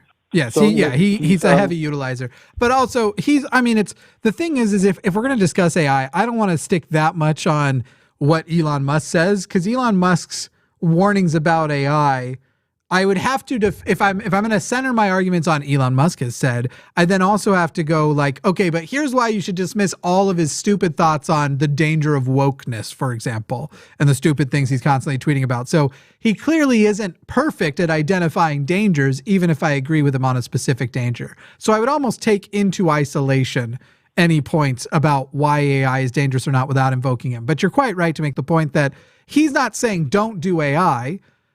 Everything he does, Twitter needs AI to improve. The cars need AI to improve. The rockets need AI to improve, and it's going to. He has a moral philosophical underpinning. These long-termists, these effective altruists, and Peter Sanger is also says, well, as long as the data is there, you know, he can hit as many pedestrians as he wants. Yeah, sure. You know, so. Sure. Yeah, because eventually it's going to get to 0, 0, 0, 0 under the curve, you know? Sure. Anyway, that's all I'm saying is that it's a little ruthless. There's certain aspects of it that are really unsavory, but he's using AI to achieve this net zero fatality in the future. Yeah, and I mean that's going to be a huge consequence of self-driving cars. We don't have to keep doing this. We don't have to keep having so many people die every year of accidents because of self-driving cars, and I hope we stop doing it. I am starting to line up some what I think will be argumentative calls of people who disagree with me on the AI position. So anything else before we jump to some of those? Well, only one last thing about the killing, the people unfortunately getting killed by accidents there. That's kind of built into his metric. Sure. That's built into his AI metric. He says we're going to have to go through the phase of all these fatalities before we get to zero. Yeah, because the thing is that machine learning, the fatalities will still be less than now. Like that's the thing that's wild, but we will notice them more because they are happening more, or because they aren't happening at the hands of. So, in other words, if we put up a headline every single day, or every single time somebody killed somebody else with a car, it would never stop, and it would just become white noise. And so we've already filtered that out. That's already just a part of life we accept. Somebody's going to kill somebody with a car. It's not going to particularly affect me unless it directly affects me. That's sort of just existing in the current world. We do put up a headline every time a self-driving car, a person dies in a self-driving car. And in the case of more than half of them, it wasn't actually the car's fault, but the car was blamed initially, and then nobody sees the follow-up. The period of time where we go from how many deaths we have now to virtually no deaths on the road is only a decline. There isn't a period where we first surge because AI cars kill people more. In fact, the current Tesla self-driving system is already almost better than the average driver. The average, not necessarily a lot of people watching, but the average driver, it doesn't miss certain things. It doesn't take a break to change the temperature and stop looking at things. On the highway, they are the best drivers on the road, period. And that's the place where so many deaths happen. So even though it's that death that were no human's fault are way more noticeable than a death that is. I have to push back on this, though. He's allowing AI to machine learn. In other words, it's going to be put in the black box of where this is, where the calibration takes place and where the learning of the machine itself takes place, and then it's going to be instantiated in the next model. But the thing is that there has to be. We're not responsible. We're not taking the wheel, and we're not looking out the window, and we're not diverting the car from the accident. We're allowing the machine to do that for us if it ever does that. Mm-hmm. So the person that was hit and injured and or killed because of that is a person that may or may not have been hit or injured or killed had a human been necessarily behind the wheel. And it'll be different the people. Declining number of deaths. It'll be different people who die than who would have died, but it'll still be less. Like that's what I'm saying is we notice way more a headline: 4 people die in car accident. Oh, bummer, and you move on. 4 people die in self-driving car. Ooh, I'm going to read this. I got to, it's way more noticeable. No, granted, absolutely. It's just that it seems like a very ruthless model to me. Yeah. I get it. I get it. Anyway. Yeah, awesome. But thank you so much for the call. Yeah, it's great. Take care. Bye. See ya. Bye-bye. All right. This is one of the ones. I hope it's argumentative, and it's barely going to look like the thing changes at all. I'm just going to hit it here. We're going from John in Pennsylvania to John in Michigan. John in Michigan, I thought you were on. You should be on now. John, you're on the line. Hey, Jimmy. How you doing? Hello. I'm all right. How are you? I'm good. Long-time stalker, first-time caller. Thank you. Good enough. You've got some AI. You have a proposal of some AI jobs that some jobs AI won't be able to take. Yes. So I'll start off. I am a robotics and manufacturing engineer. Okay. So surely you're already aware that everything in your field will be taken, right? Or no, you don't think so? Well, not mine particularly, because I'm the one writing the software. Sure. Okay, for the record, when the challenge is going out, I'm not saying a job you wouldn't fire yourself for and then let someone else do. I'm saying that job that you're doing an AI would be capable of, and also will probably exist somewhere doing the same job better than you. But as far as we are talking capability, if you're in charge of firing yourself, I'm not saying you'll necessarily fire yourself, though in a way you'd be insane to, at the very least, not have AI do your job for you and you just sit back at work all day. But, that's up to you. Right. I guess from my experience, what I am seeing in this climate, the AI climate, is AI is sort of a Silicon Valley buzzword. It's a marketing buzzword. I think that can simultaneously be true. I get what you're saying. It's kind of like crypto was that way for a few years too. And you could just add the word crypto to a company's name and it would actually increase its or not crypto, it was blockchain. If you added blockchain to the name of a company, it would automatically raise its stock price for no reason. But it doesn't mean that the words don't then independently have meaning in the ways that, for example, we've been using on the show right now. But obviously, just saying artificial intelligence doesn't imply the level of artificial intelligence. And so I hope we're avoiding pedantry, and we're acknowledging that within context, we're talking about the advancement of AI in the coming decades, and the utilities it will have. Okay, so with that goal in mind, sure, I will revert from my pedantry. And, okay, adjust like an AI might. Yeah, yeah. So, Adam Conover did a fantastic video. It was AI is BS. And as a software engineer, I watched that video, and he hit so many points right on the head. And the most critical one for me that I saw, because I had to do this myself, was the AI data feed analysis. So I would have to go through and filter all of the data that an AI receives to, is this a truck? Yes. Is this a cactus? Yes. And some of the images that you're presented are just terrible. Like, you have to filter through, you have to filter through the knowledge base of the entire internet to feed this machine. Mm-hmm. So Adam pointed out that, Adam ruins everything. I'm not sure. Yeah, I know Adam. Yeah, for sure. Yeah. Yeah.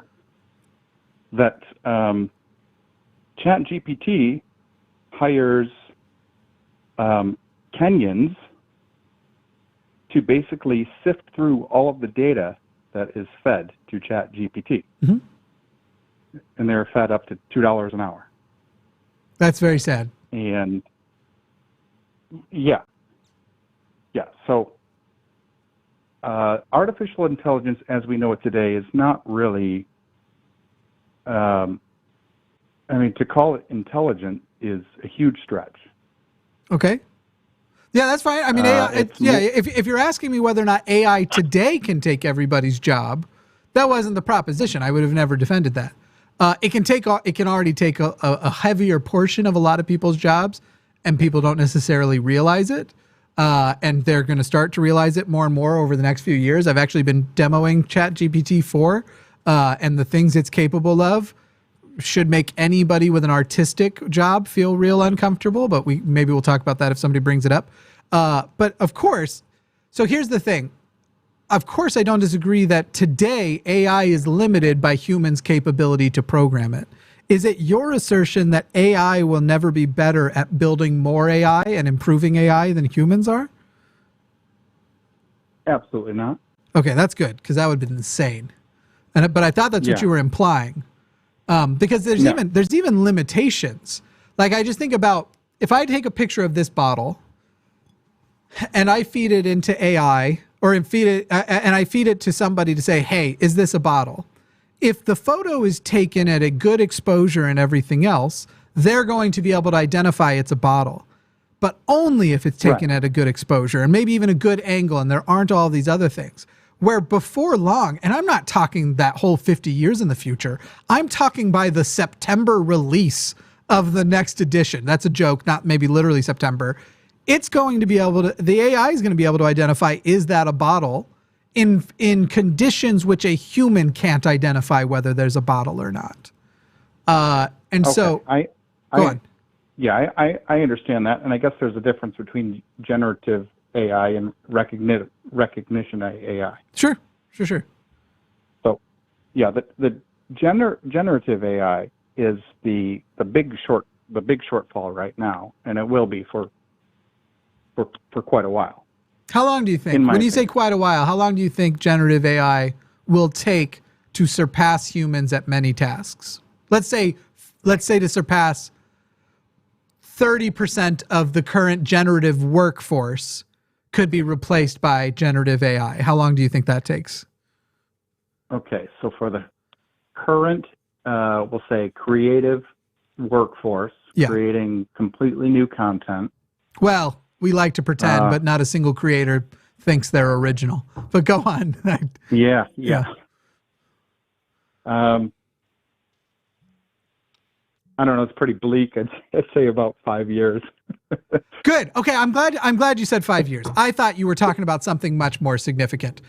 So the funny thing is I can't tell you what, and it's important not to, but I believe in May, there will be a video, an episode, a thing I am releasing in May that actually I think will challenge even that 5-year number for you. But at the moment, it's important that I don't tell you.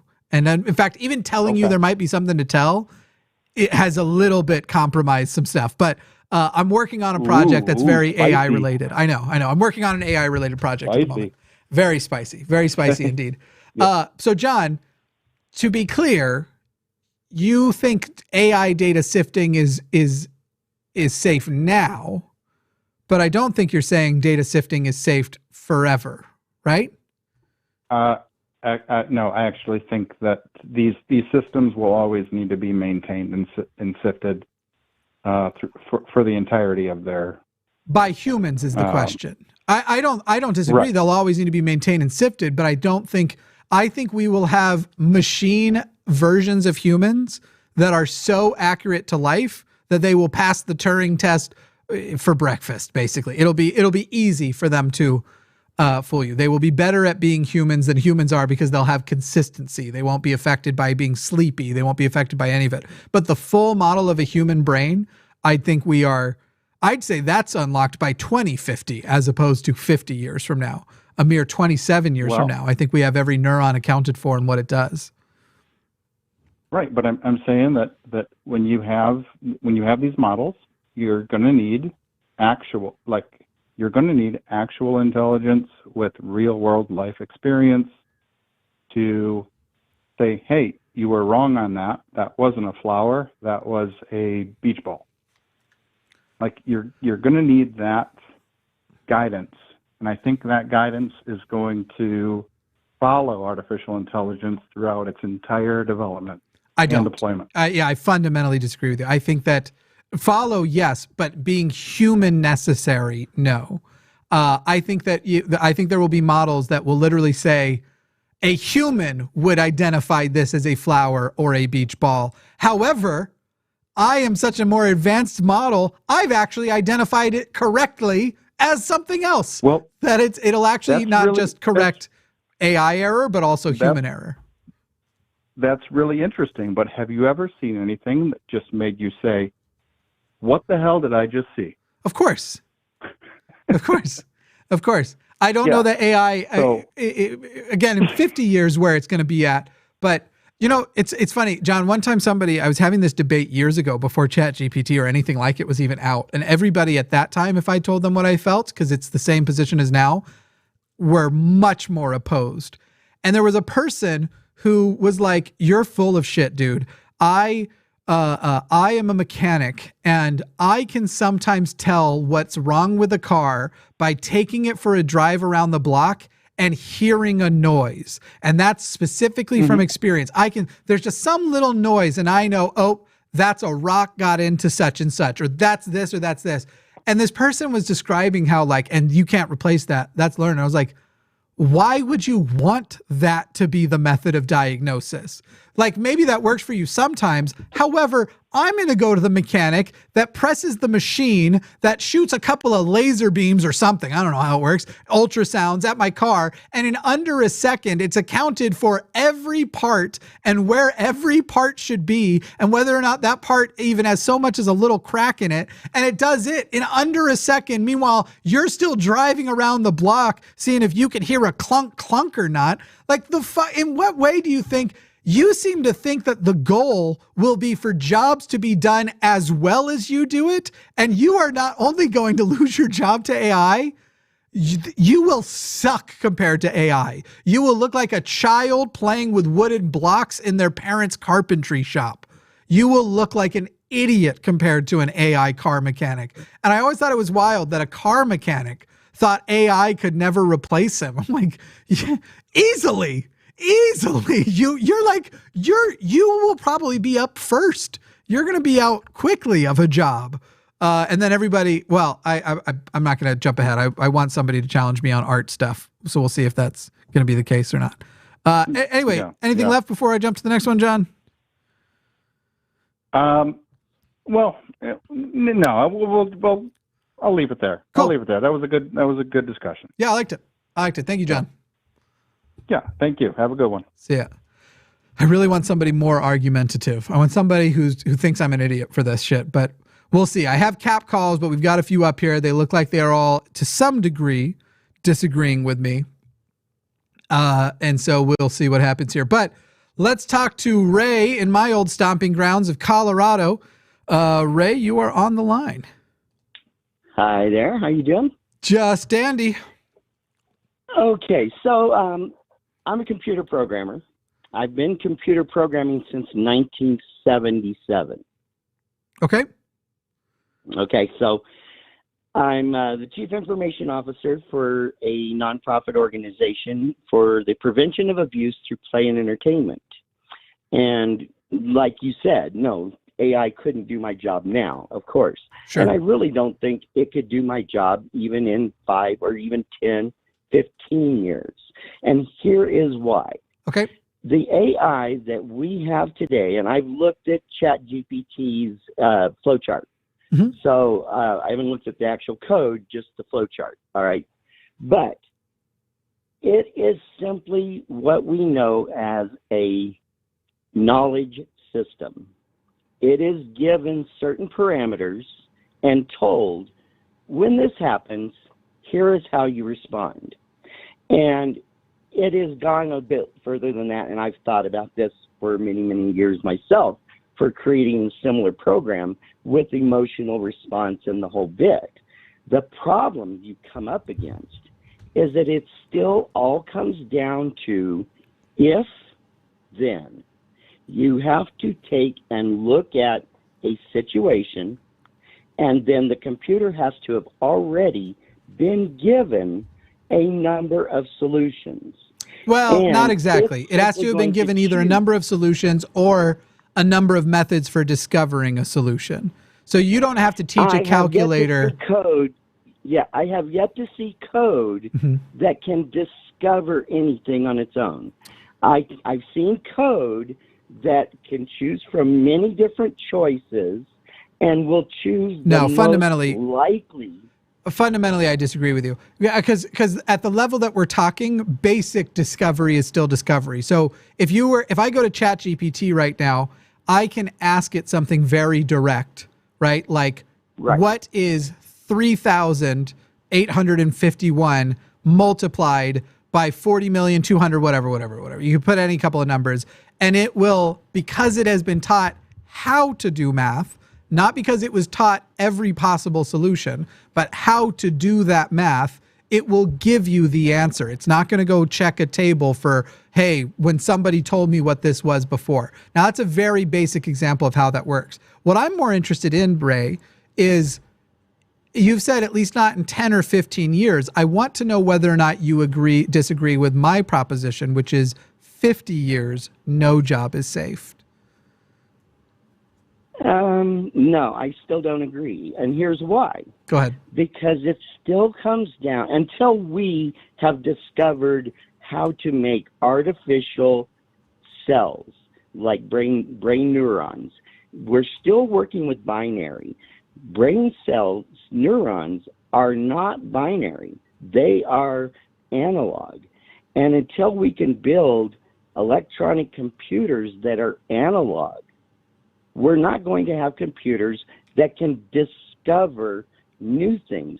It can only work with the knowledge it's been given to that point. I agree they're going to become a massive tool, and it will make it so that most people don't have to do the labors that they do today. That's an absolute. But they will simply be tools. The human will still need to be there to guide and direct what that computer program does is just like John was telling you.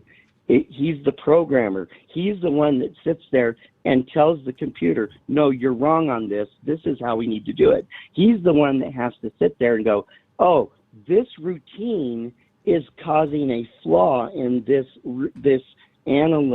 analysis of this particular problem. And that's, again, what I was getting to, is our AI systems now are simply knowledge bases for a particular specific thing.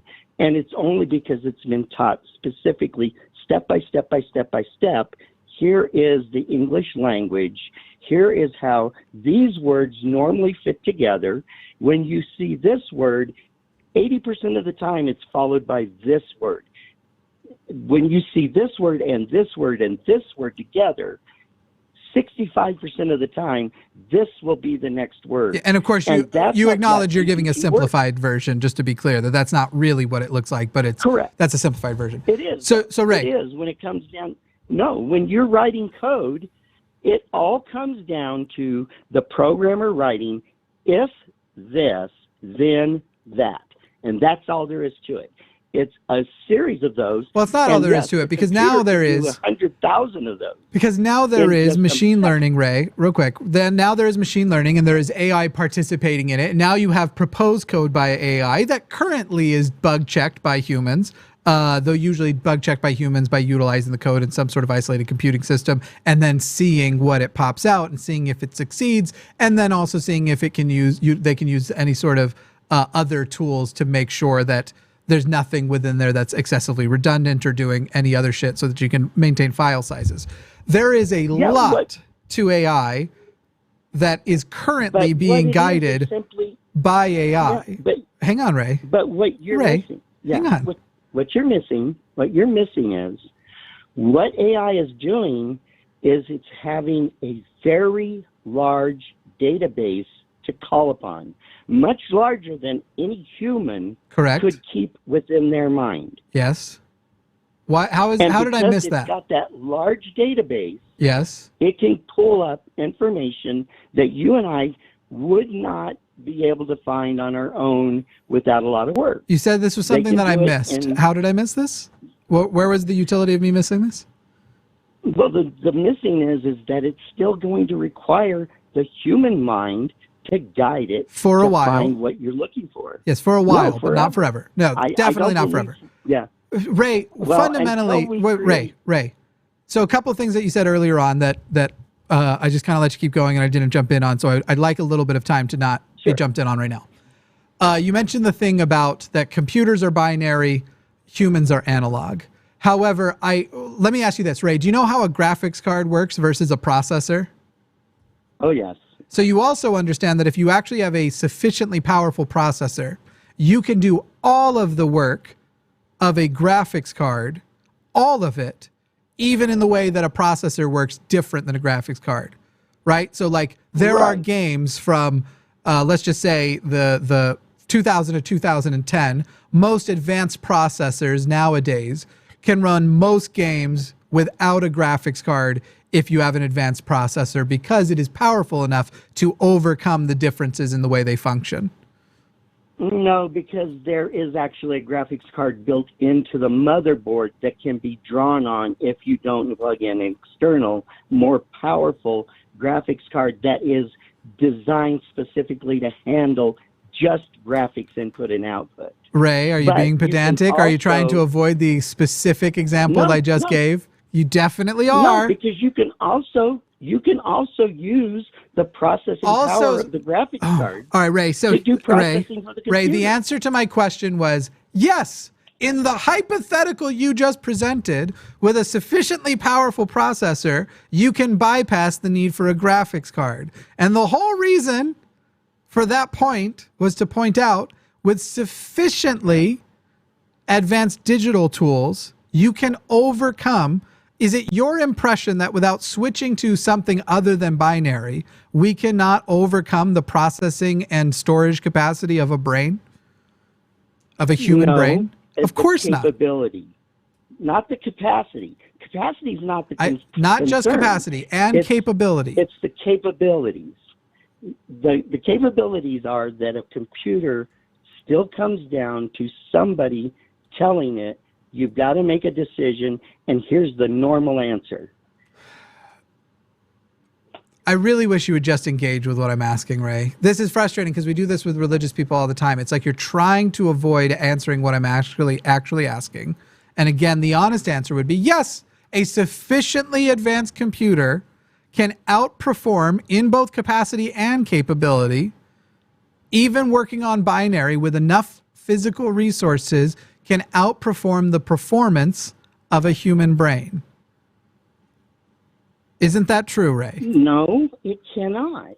It can store more information. It cannot operate as a human brain does.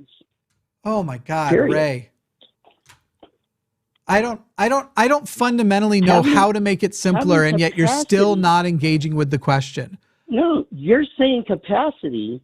Capacity, I said both, and capability. That you could outperform, you could take the brain and say, at most the brain, everything that exists within the brain capacity-wise is the equivalent of X number of terabytes, petabytes, whatever it would be. And then you could say the amount of image processing that the brain does is the equivalent to this many teraflops. The amount of regular processing, the amount of RAM would be equivalent to this and this. And you could build a computer. Yes, somebody for the moment has to turn it on. That's not the argument. That you could build a computer sufficiently advanced to outperform the human in both capacity and capability, despite the fact that one is an analog system and one is a digital binary system. Having been a computer programmer for 50 years and having kept up with the technology even till today, I can tell you that until we break out of using digital computing, it won't happen.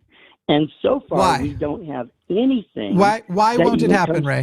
Because I've talked to, my God, I'm not a computer programmer, but I don't know many computer programmers who agree with you. And I know prolific ones who disagree. So what is it? Why would we be incapable with let's say we've got a processor capable of 100 times the maximum processing speed we have right now.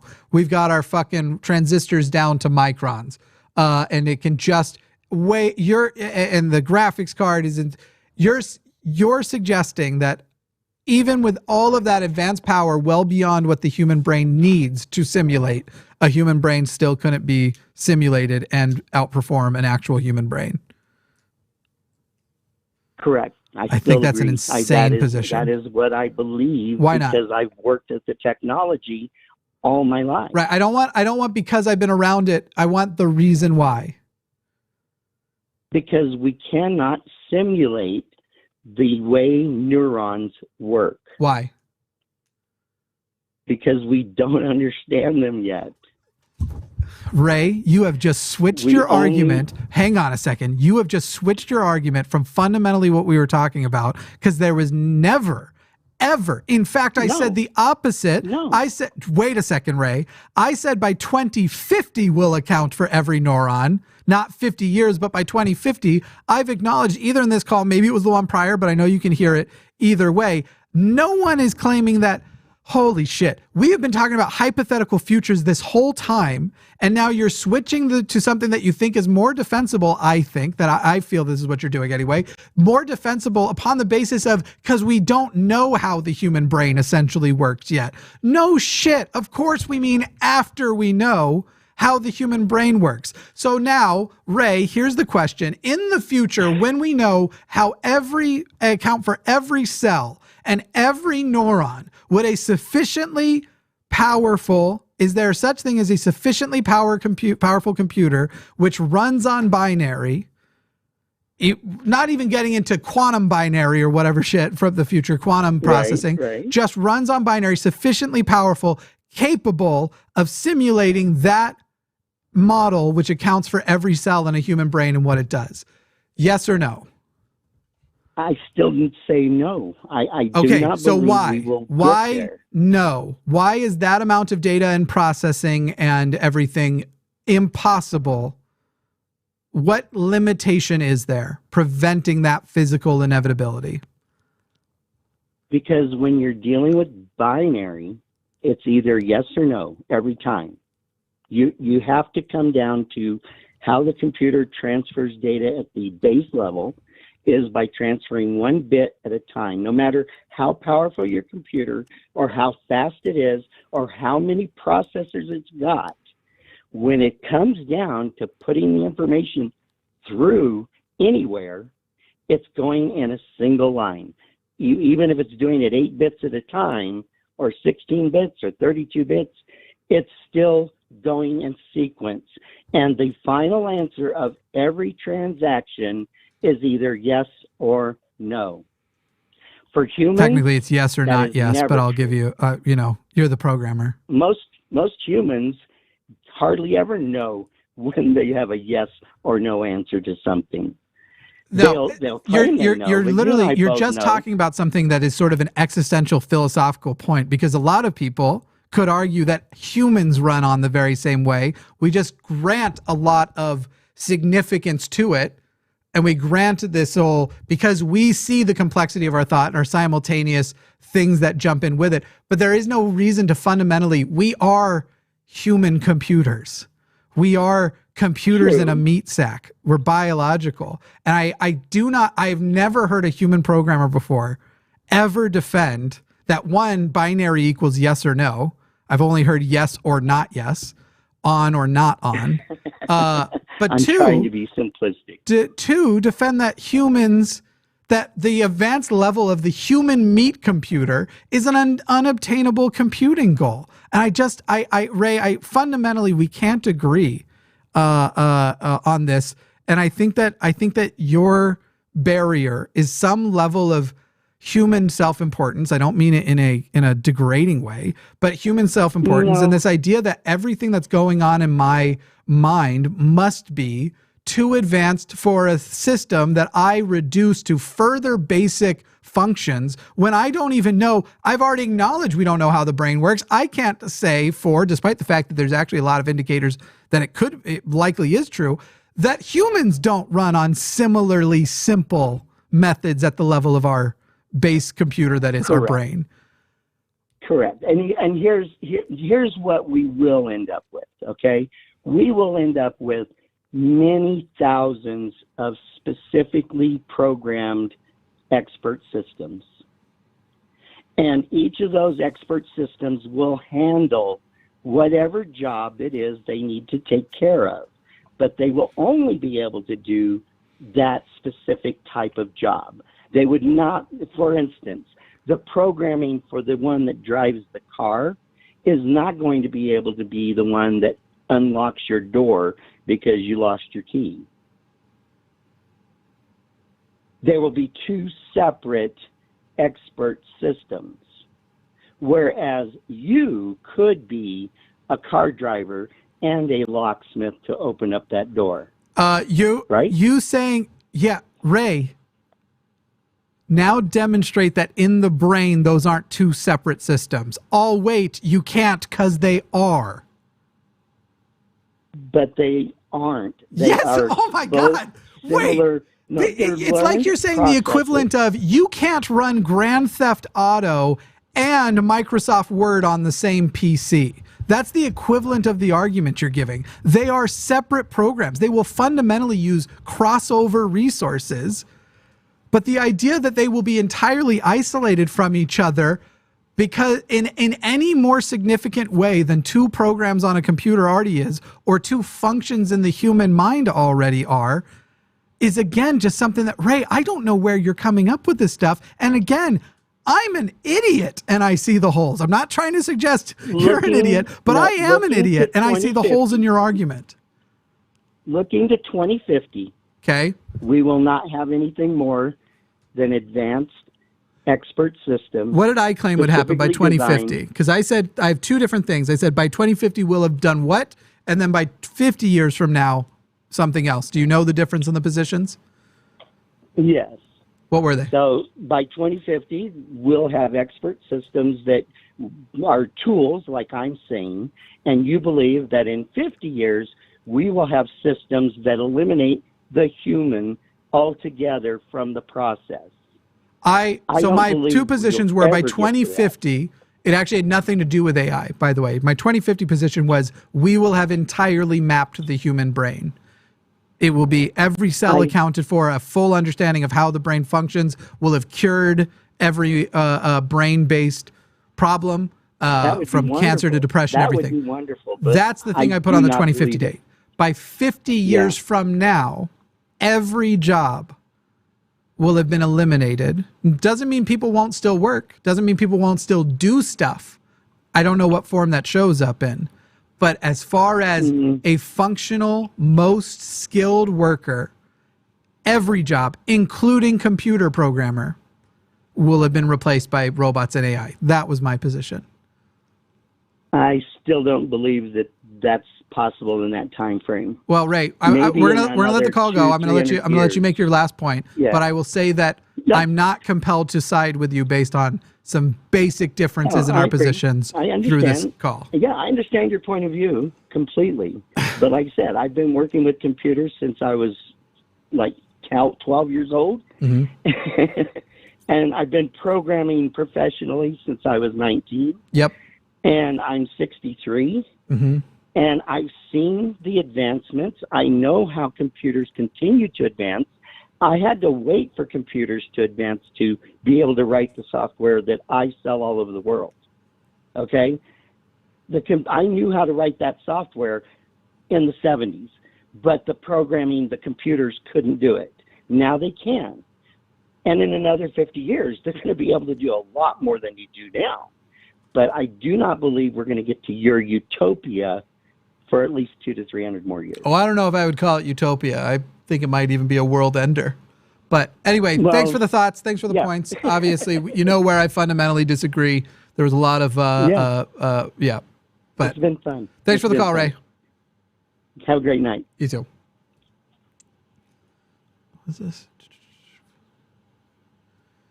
Forrest Valkai is just sending me pictures of skulls right now. All right. Got a couple more here. Tina in Missouri is a person who believes that, well, it looks like, Tina, you believe you know a job that won't be replaced by AI. Go ahead and lay it on me. I think that physical therapists will not be replaced by AI in 50 years. Even with haptics, even with what we have today. Tina, I'm going to tell you my position before you defend yours. I also don't think they will be in 50 years. I think they will be in 15. Nope. Yeah, go ahead. Why? No, I want to hear your why first. But I'll give you mine. Because we are not that advanced. I think that your arguments against Ray's points are they don't stand up. There's no such thing. Wait, Tina, are you here to argue your points or Ray's points for me? Because I'm done with Ray's call. Oh, okay. Well, I'm here for your call. Go on. Okay. So, I think that being a physical therapist of any sort, whether you're a massage therapist or you're helping to rehabilitate somebody from a traumatic injury, there are human traits that cannot be replaced in 50 years with AI and computers. Sure. Give me one of those human traits. Intuition. Go ahead. Defend intuition. Well, a computer is not going to be able to see somebody wince, and then when you ask them, what's your pain level? And they say, it's a 2. Well, you know that that's not true. And you can have a conversation with them about their pain. Tina, you seem awesome. And I'm glad you are a physical therapist, right? No, I work in computers. Oh, wow. Okay. Well, I was going to compliment you on the nobility and then tell you to start making sure you have a backup plan. But luckily you work in computers, you probably have a longer job. Why in the world would the best system for physical therapy be dependent on a human subjective ability to correctly interpret a wince. Why would that be a pro in your world, Tina? You are, by the way, what I think you're doing is the exact example I gave. I don't know if you heard it about I hear a clunking sound, and that the computer has such more advanced systems than you to determine these things that it doesn't even have to ask you about the pain level. It will have an objective read about the pain level given off by other physiological factors that have nothing to do with 15 might have been a little bit ambitious of me, I admit, though I wouldn't be surprised. The idea that the best system would be a wince-based, a wince interpretation-based system is kind of wild to me, Tina, but I'll let you take it back here. Go ahead. Okay. So I don't know if you've ever had to use physical therapy before. Yep. But the communication between you and your therapist is something that cannot be replicated. Thank goodness, because I, like so many people who have gone through physical therapy, was very frustrated by the way the physical therapist felt their opinion was more important than my experience. Thank goodness that the medical system is going to be destroyed by AI and we'll have objective doctors, because I am very much looking forward to the day where I can get a scan and it goes, boom, found it, here's how I fix it. And maybe this is an active scan thing. You are once again giving me a con and presenting it as a pro to human physical therapists. You're just looking for an argument. I disagree. I'm telling you how I think it will be replaced by robots. I'm not just looking to argue. Did you wait, Tina? Hang on. Okay. I'm a little bit bothered by what you just said. You called to argue, and then your response to my argument against what you just said was, I'm just looking to argue. You knew starting this conversation what my position was. You presented something. I told you why I think it's wrong, and your response wasn't to further investigate it. It was to diminish the fact that I still disagree. That's not how we're going to do the rest of this call, right, Tina? No, we can. Trust me. I think that your take of, well, I would rather just have a scan and boom, have a computer. All right, Tina, let's do this. Oh, okay. Hang on, Tina. To this and to that. Tina, real quick. And Tina, if I said your position of, well, I think that, don't you feel like you'd be a little insulted if I put on a voice when I'm saying your position? You are. Yes, you would. You are ordering me to follow the call in a certain way. You're like, well, you're not going to let this go on like this, are you? So Tina, I just asked you a question. Would you feel insulted if I put on a comical voice, a cartoon voice, when representing your words and position? Oh, yeah, comical voice would match your tone. All right, Tina, so you're just not going to answer my question, and if that's the case, we're just going to move on. No, what I'm saying is, yes, I would be. I wouldn't be insulted because I know that I'm calling in to discuss a thing. No, I think you would be. I think you would feel mocked and as though I'm trying to poison the well and make you and represent you as obviously stupid by doing your voice with a silly sing-song voice that makes you sound ogreish. And you would understand, you would at least implicitly understand that this is the way I'm trying to win over the audience instead of based on points. And the reason why I was asking this is because you just did that to me. It annoys me, a little more annoys than insults. And I'm going to ask you to drop it and not feel like you have to put on an ogre voice to represent. If you need me to restate a point for clarity, I certainly can. I don't need someone to do an ogre voice to represent my position. So go on. Okay, sure. What do you call it? Like I said, 50 years, I don't think that physical therapists are going to be replaced by AI. Okay. And I do. Because of the reasons I stated. And humans have been developing tools for 2.6 million years, and we're here now. We are an impressive bunch of people, but I don't think that 50 years from this specific point is going to replace physical therapists. Because of what was the relevance of the 2.6 million years? It's just it's been a long time that we've been developing tools, and I don't think. How long have we been developing machines? Oh, well, the Industrial Revolution happened in the 1800s, right? But when was the steam engine invented? I can't remember off the top of my 1700s, not long before that. So 1700s, the steam engine. 1800s is the emergence of electricity, the emergence of, as you said, the Industrial Revolution. 1900s, somewhere in mid 1900s. No. No. How long do you think before truck drivers are replaced by AI? That depends. I'm not interested in autonomous trucks. And sure, I don't. Whether you're are you saying so you wouldn't know, and that's why you don't know? Yeah, I wouldn't know. I don't have an opinion on that because I don't know. What's something you do have an opinion on, and you have a rough estimate of when you think the replacement will happen? Oh, well, I think in 10 to 15 years, I think that programmers will be replaced mostly. Okay. Because they'll program themselves out of a job.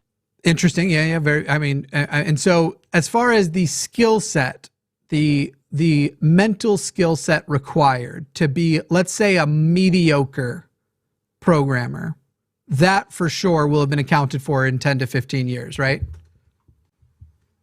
Yeah.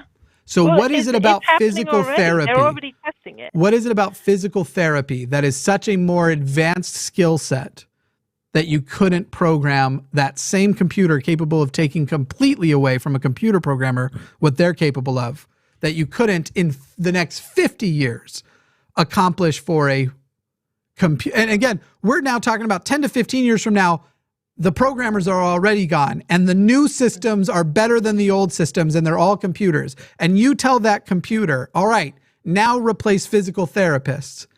And you're saying that those computers attempting to replace physical therapists have replaced programmers will still take more than another 35 years to pull off programming systems which are better at physical therapy than physical therapists. By the way, this is only if we're saying physical therapy exists in the current state, massage and stretching. I also think that's wild to assume if you're going to take everything in totality. But sorry, I digress. Go ahead and answer the question from before that. Well, I'm trying to imagine a world where physical therapy in 50 years is replaced by computers and robots.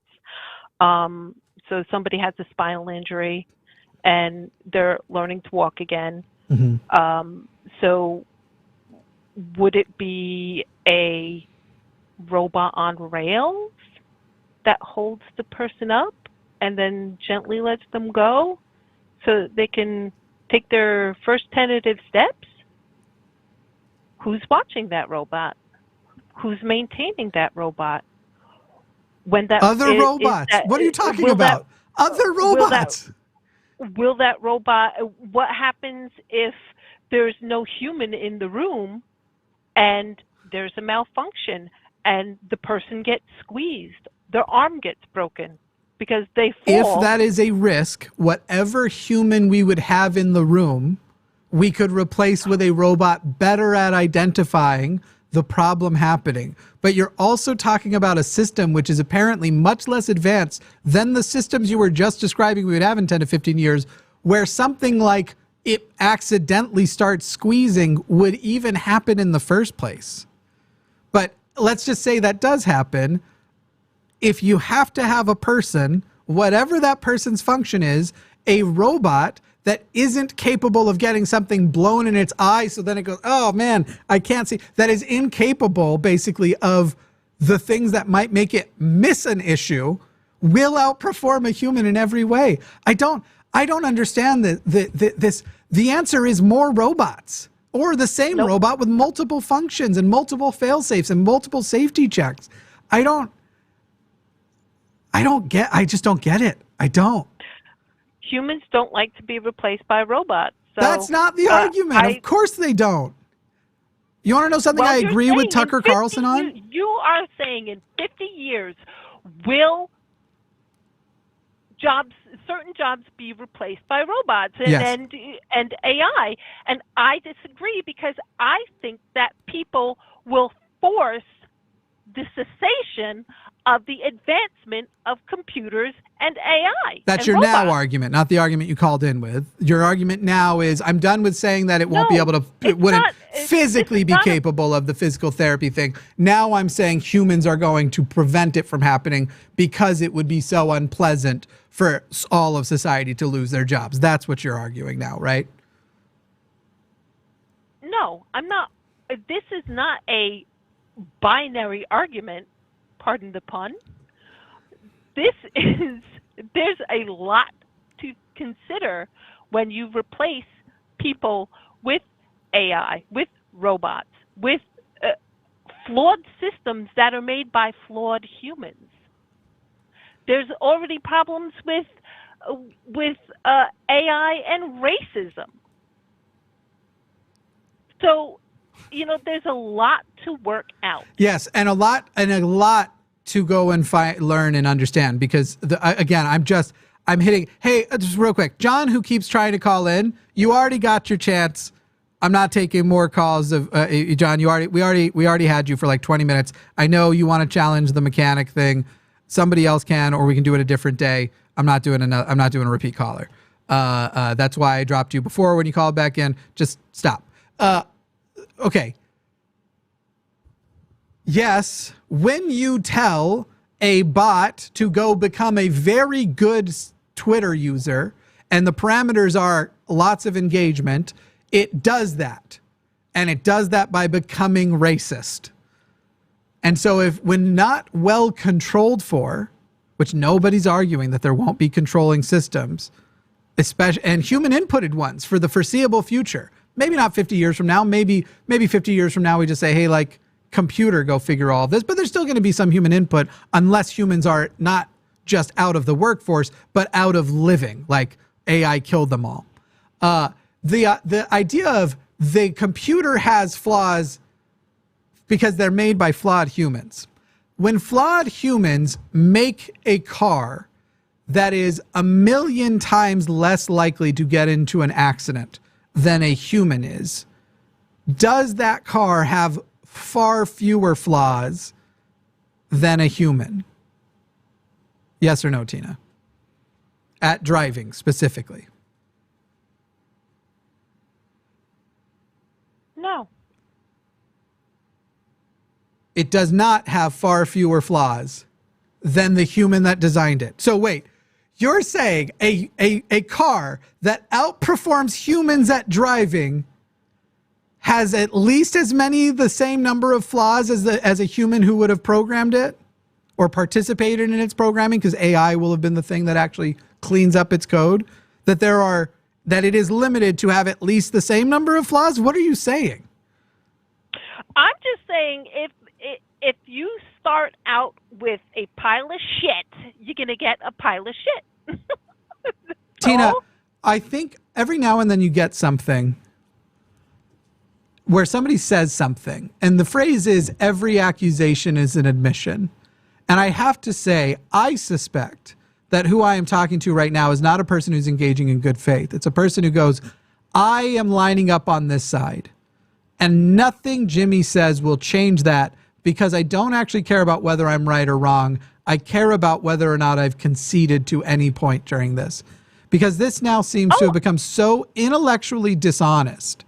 The idea that a car that is better at driving than humans is not less flawed in driving than the humans who created it is an absurd position.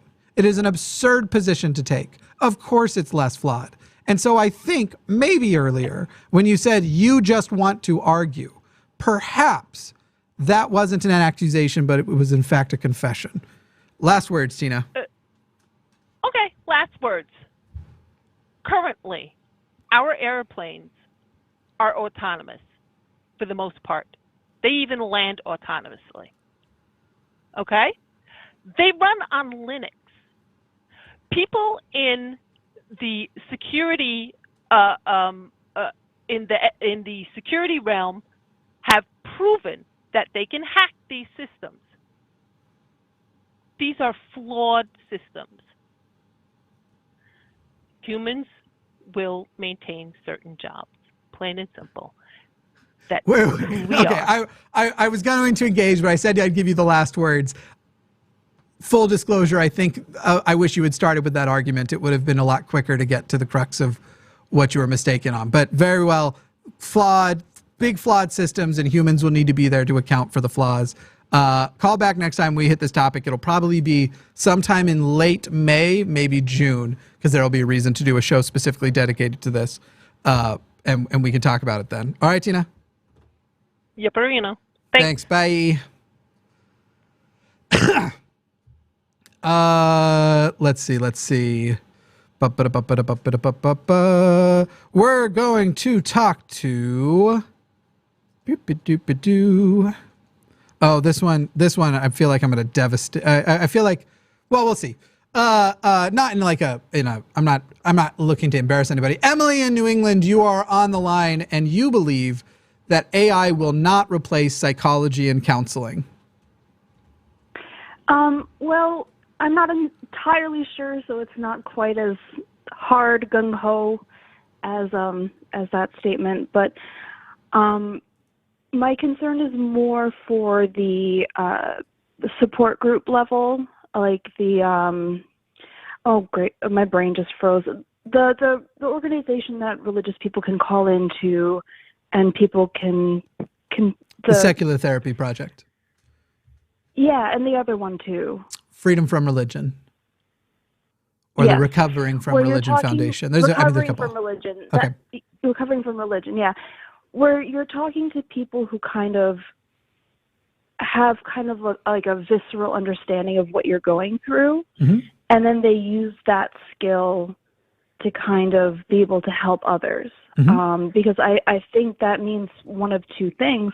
I think, yeah, we could potentially make AI that could process that, but that also means that we have to give them the suffering, I guess.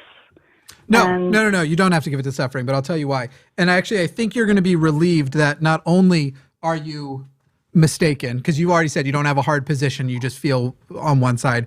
I think you're going to, in a moment, go, oh, it's a good thing I was wrong. And there's two reasons. Okay. First of all, you do not have to program an AI to have the suffering. You only have to program an AI to respond as though it had the suffering. Not actually has to have had it, but can predictably. So basically, your data set, for example, could be the 100 best therapists ever and every session that they've ever had. And within a certainty of 99.9999 something, when somebody says something, it will respond the way that exact premium therapist would be, or perhaps even better because we've learned better. Modeling humans that, regardless of if they actually have sentience, memory, or whatever, isn't going to be hard, despite what one of the other callers suggested, in the grand scheme of things. And again, you don't actually have to have the human. It only has to convince you that it's so human-esque that it's not that different. And by the way, there's current stuff that's emerging with experiences with people who are having sexual relationships with AIs, with programs like Replica, for example, that show that it's pretty easy to trick your brain into thinking that you're talking to a real person, and to be able to simulate and even believe the idea that this thing that you signed up for and paid to pretend to be into you, that those walls can come down, and it's pretty easy to convince your brain to even feel desired by a thing incapable of desire. Here's the reason why it's a good thing you're not correct, that therapy won't be replaced. Not the reason it won't be, but why it's a good thing not. What percentage of the world who needs therapy has access to it? Well, I mean, I am kind of relieved that you said that, because what I was thinking of was that the option, if we were to have AI, is that either we would lose more of the social support networks and group supports and things like that, or we would actually end up torturing the AI. And so the fact that we don't have to do that. So two things. Have you ever been to group therapy? I have. Who at group therapy has a job? to be there. The counselor. Right. Everybody else there, the community element that you get isn't the job. The community element is the most powerful part of group. It's why they send you to group. Solo therapy works for certain things. Group therapy works for other things. And when you have to go to group therapy, it's about connecting with a support group, none of which are professionals. They're just schmucks like you are, right? So the community aspect isn't a job, and I'm not suggesting we'll necessarily replace that. However, I am suggesting that I could probably go to, for example, myself, an AI in the future, an AI group, and do the same work. I'd probably be fine with that, but there might be people who prefer, actual humans, warm-skinned humans, not cold robots in those positions. Right now, the number of people who have access to therapy is tiny. It is minuscule. And most people don't even identify that they need it. And one of the problems that people have with going to therapy is having to unload to a real human. I think the thing that you might be worried about, the opposite is going to happen. Therapy tools and therapy interactions will become normal and mainstream because they will be entirely private, as in your therapist isn't a human. The only human involved will be you, but the value you get out of it, the things that you get out of it, even me now, yes, therapy's great. You go in, you sometimes get upset about things. It's very emotionally draining often, depending on what you're on, what you're talking about. But it's very, it can be very emotionally draining and everything. But I also then get even more value out of workbooks that I do, or things that actually have hard data connected to them.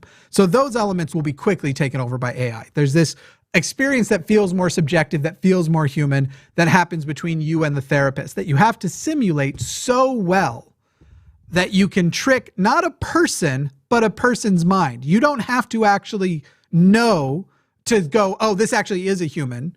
Your brain just has to be tricked like it's interacting with a human. It's almost a type of intellectual masturbation, enhanced masturbation by digital tools. There's lots of sexual parallels, and it's unfortunate because that's where most of the parallels are already, because that's where investment has gone so much, and I don't have as good of non-sexual parallels. But there are as far as tricking your mind into behaving as though this person you're getting feedback is a person, even though you know in your head that this is actually a computer with such an immense database of capability that it's only giving you stuff that's based on data. I also like that possibility because I have fired most of my therapists because they're bad at it.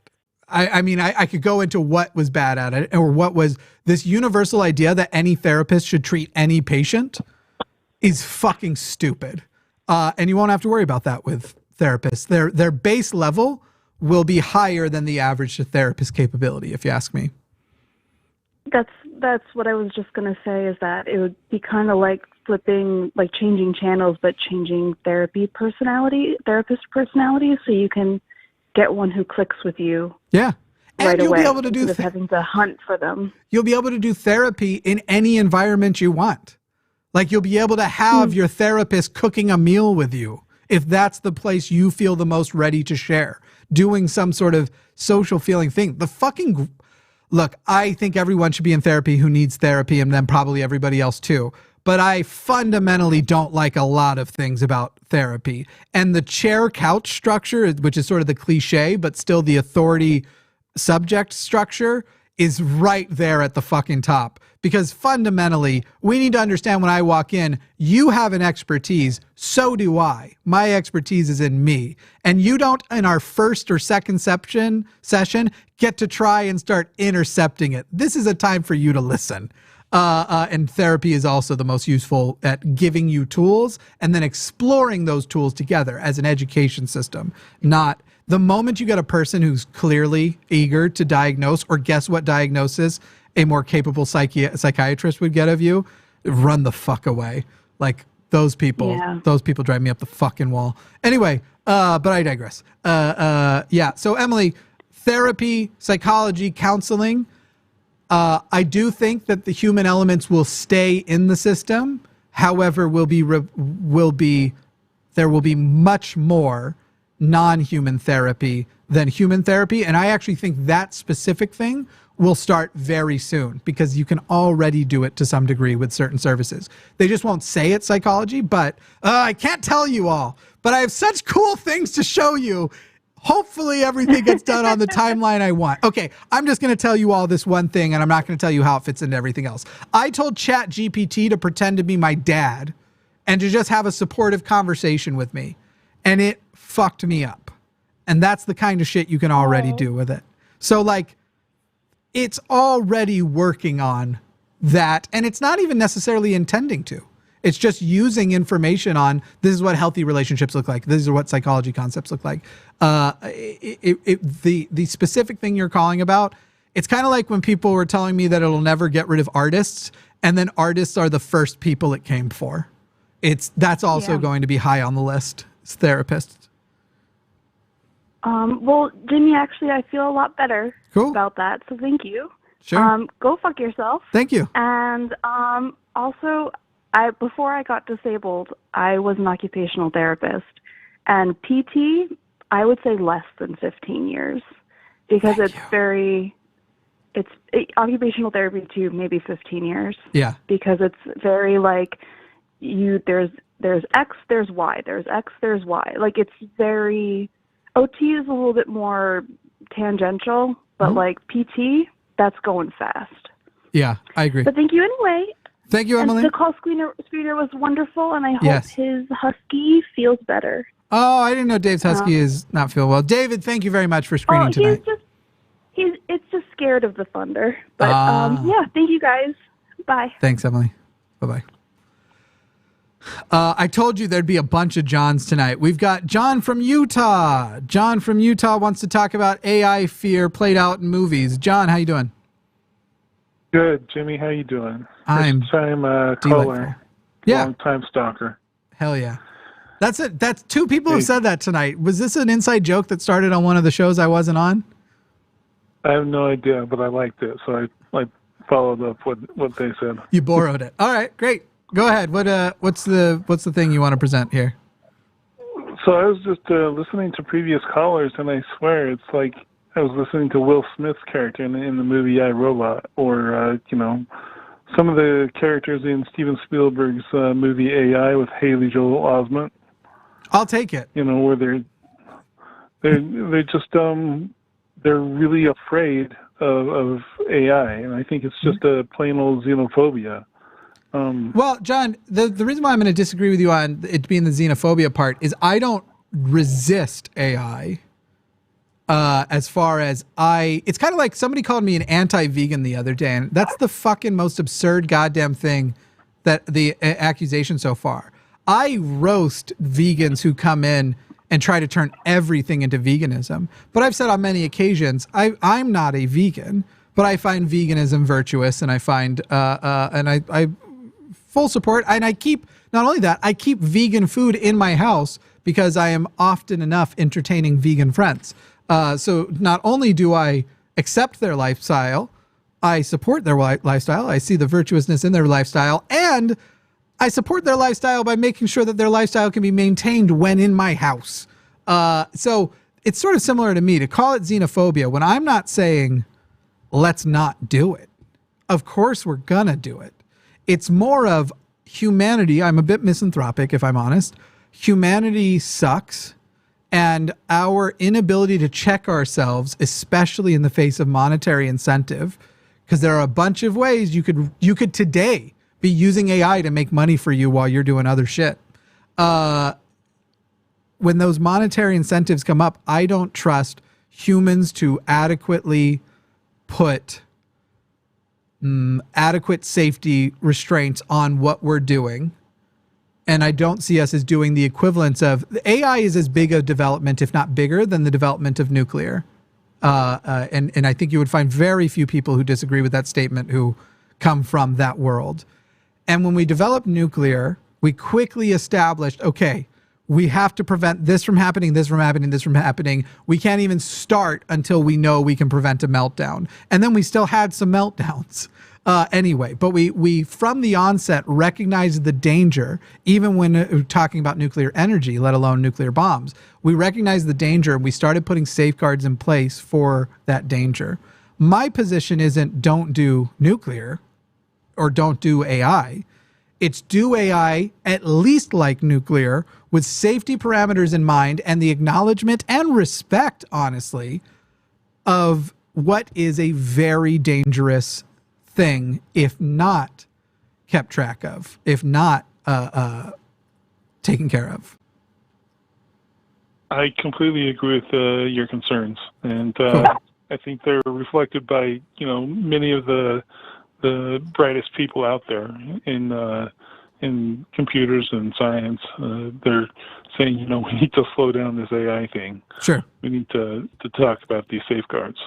And perhaps this was my fault. Maybe I poorly presented that I'm anti-AI. Maybe if in the chat, let's do a poll. Until now, did you think Jimmy was anti-AI? No.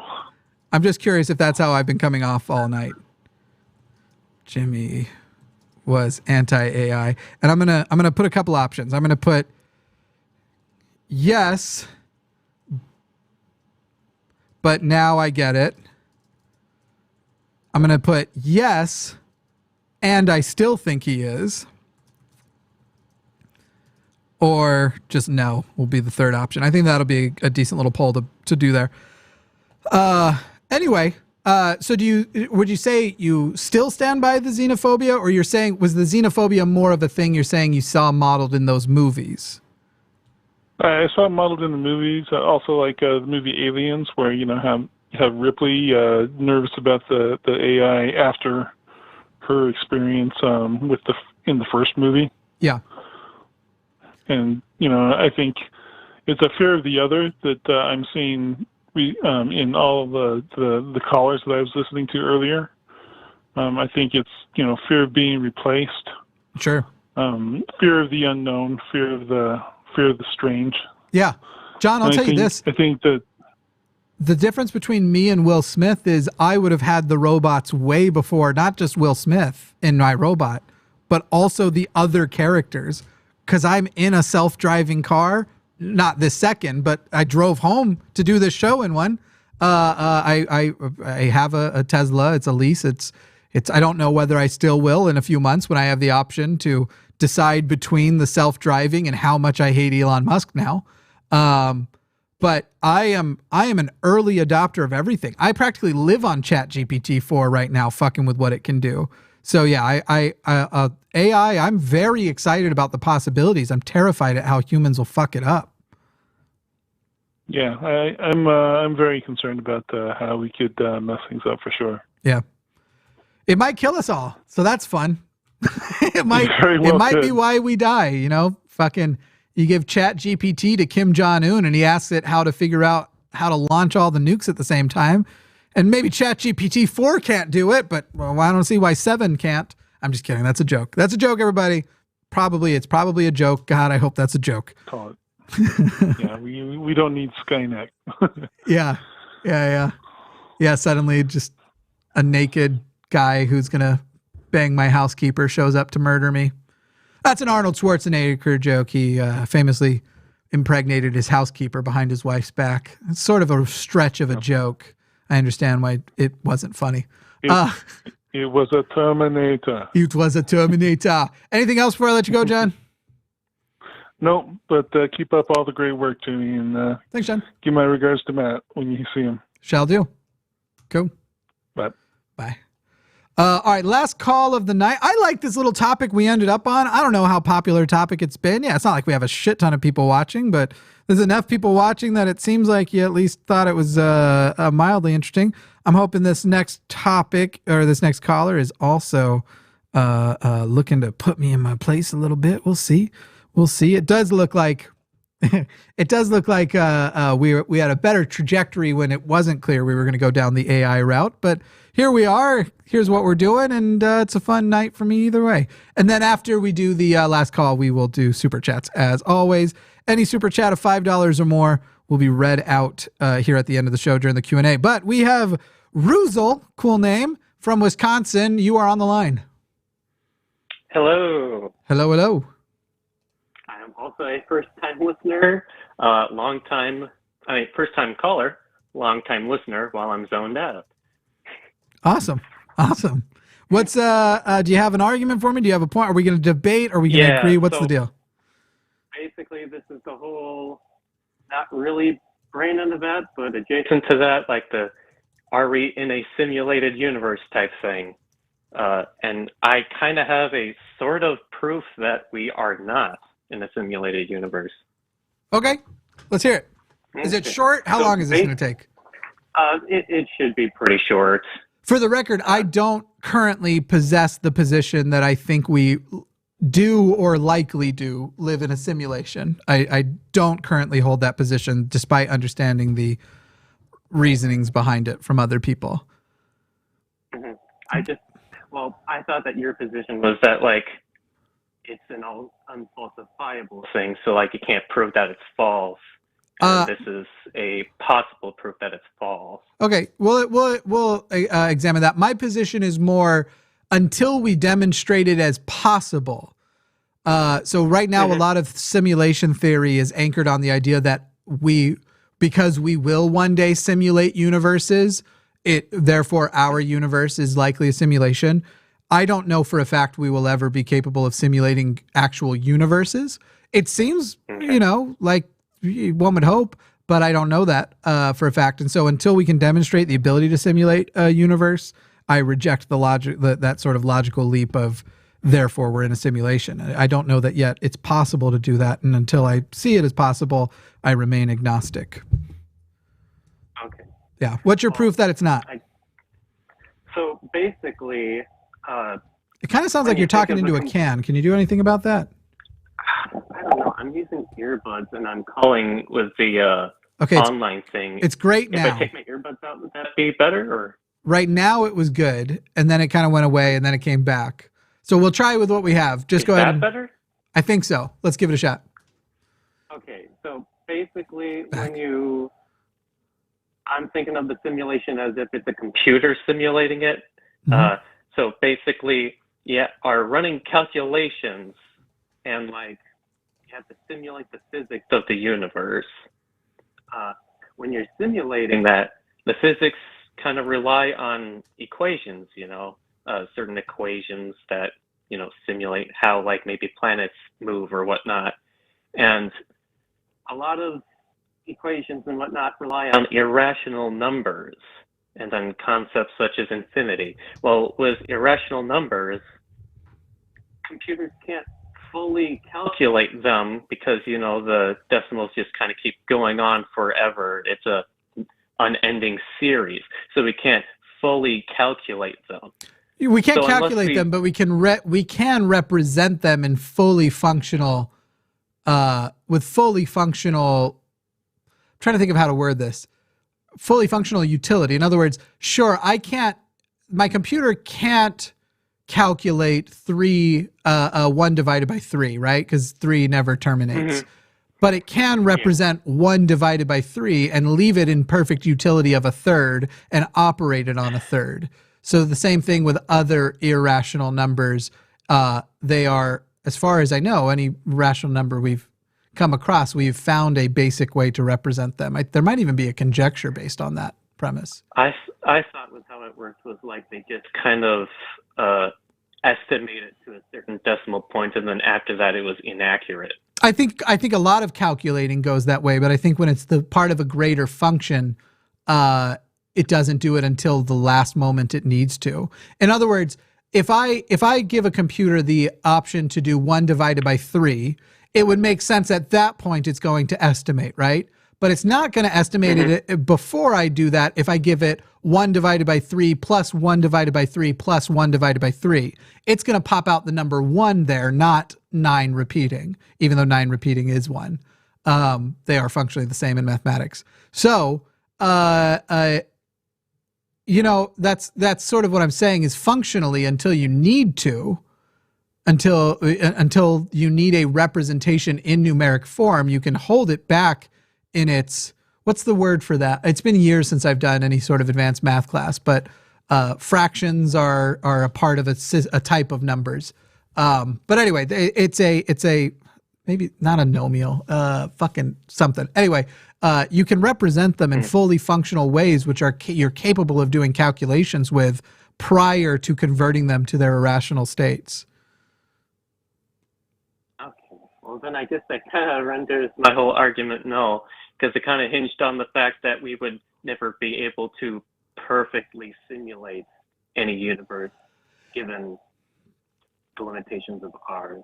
That, you know, maybe that's still true because you still have to get to the final number. My objection to you is, how would you know the difference between a perfect universe and a universe that is only wrong basically once ever? Like it's able to go out so many decimal places that there is no actual functional or measurable difference. And I think you might even get some like people smoking pot and go like, what if the unpredictable nature of quarks is actually when the simulation made a mistake about where an irrational number was supposed to be calculated, bro? What about that? They're apparently random, bro. Like, you could have that. That, you know, you potentially could account for that for apparently random, but in fact failures of a computer. I don't know. That's just me making something up off the top of my head. But if I had to defend it from a layman's perspective, I don't find it necessarily a compelling argument. Okay. Yeah. Yeah, I just kind of was thinking about it and wanted to see what your take was, because I understood there was a lot of flaws with it, but I didn't even get to the point where I knew the flaws, and you already had me at something. It's all good. There's some people who still think that you've got a rational point. Like if you put in pi, except for that pi can be expressed as pi. Literally is the expression of two rational numbers. It's a diameter. It's a circumference divided by a diameter. And so any instance of pi could be still utilized and expressed in rational numbers. But anyway, again, I do digress. Okay. Tight. It was good talking to you. Thanks. Yeah. Thanks, Ruzel. Yeah, definitely. Yep. Have a good day. Y'all, I haven't had to do any type of advanced mathematics in over 10 years. We didn't really get to advance. It's not like I was doing multiplying matrices or fucking shit like that, but it makes me feel smart that I can remember some concepts of math, even though I am truly, and I mean this, a fundamentally intellectually flawed person. Stupid is what I mean. But this has been much. This has been nice. This has been nice. I'm trying to see. I saw Paul entered the chat. I'm always excited to see. Paul. Somebody must have told him I was talking about techie bullshit, because Paul and I are similarly passionate about the tech side of production. Very much. That it's where my passion lies, to tell you the truth. And by that I mean lays in rest, not deceives. Let's turn that off. Oh, didn't even mean to do that, but that's a fine enough banner to, well, we're about to transition to the super chat screen. Excuse me. That was like a hiccup that I choked on. Super chat screen in a moment. But I was going to get music on, but I feel like this show's gone on so long that people are probably eager for the Q&A just to happen and then maybe call it a goddamn night. So let's make the Q&A happen and then maybe call it a goddamn night, I think is probably the move here. Thank you all. Look, it's very interesting to me. I had no plan on talking about AI when we started, but it's a very interesting topic to me. And I think it's a topic that, even if I think the impact of AI is as big as any innovation, if not bigger than any. I'm talking up to levels of literally electricity. It'll be that life-changing. The world will be that different after its widespread implementation. And even if we figure out a way to keep humans in the equations where we're performing jobs and stuff, which hopefully the rational position is, if robots can do everything, we make sure they do everything, and then people just do what they want, and we don't rely on an income-based system. And if you need something, you get it. And frankly, in a sufficiently advanced system, if you want something, you just kind of get it. Obviously not wanting to murder somebody, but hopefully we are talking about something looking more utopian.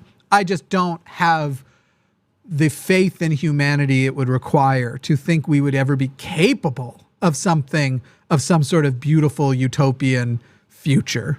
I think it would be much more likely that we would fuck it up. Yeah, actually, ChatGPT scripted every answer I gave tonight, by the way. So let's go ahead, and that's not true. But wouldn't it be great if it was? I need to manually do it because my shortcut update from Elgato fucked this all up. I feel like I look wider. I feel like my face especially, maybe it's because we're cropping off the sides, but I feel like when we move to this, I look like a physically wider person. Wider with a D, not a T. I don't know that I'm capable of looking whiter. At a certain point, you can't pass. You can't get more white than maximum white. I'm translucent. I burn in the sun in like, I'm not kidding. I can get a sunburn in like 10 minutes. It's fucking awful. How does what work? Oh, my joke about everything was ChatGPT. That was a joke. That's not real true. The first $50 comes from Northern Spike. Now, I feel I should mention that actually came before the show started, back when it was still Matt's show, that the intention was to send that $50 to the Hang Up. And because I, instead of creating a new event, decided to monopolize on the fact that there were already more than 100 people in the waiting room, I just changed the name of the thumbnail and kept the actual link and stream key. So this $50, I'm just going to steal. Well, first YouTube's going to take about 15 of it. No, I'll make it up to him. I'll make it up to him. Let's go to Larry Fishman, who says, I'm not conservative and not really a man. MTF HRT day 12. Hell yeah. So can someone please explain to me why conservative cisgendered white men think buying consumer products with their money to destroy it owns the libs? That is the interesting thing. So I suppose if I'm trying to give them as much credit as possible, I would say I assume they're only showing us them throwing away and shooting things they already had in their fridges or something. But some of them, they're doing so many that seems unlikely. And then on top of that, other times you've had Nick Adams out there. So the only way to have a bag of M&Ms is to go into your local store, get it out and buy a bag of M&Ms and stomp on it in front of the store.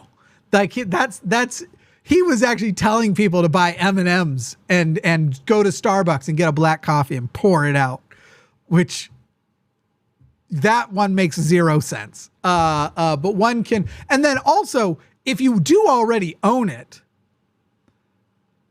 why shoot the beer you already have? Because you can't, shooting it doesn't take it away, right? Doesn't take the money away. You already bought it. So enjoy the beer, unless you're going to say that there's some monetary counter value to showing yourself. And I guess this is probably their position, would be no, but by doing the video of that, people will remember that when they go to buy it and it'll stick in their mind more and go, oh, right, not Bud Light. That's the one I saw Ted Nugent give Kid Rock a hand job while sleeping on. Was that what they did? Something like that.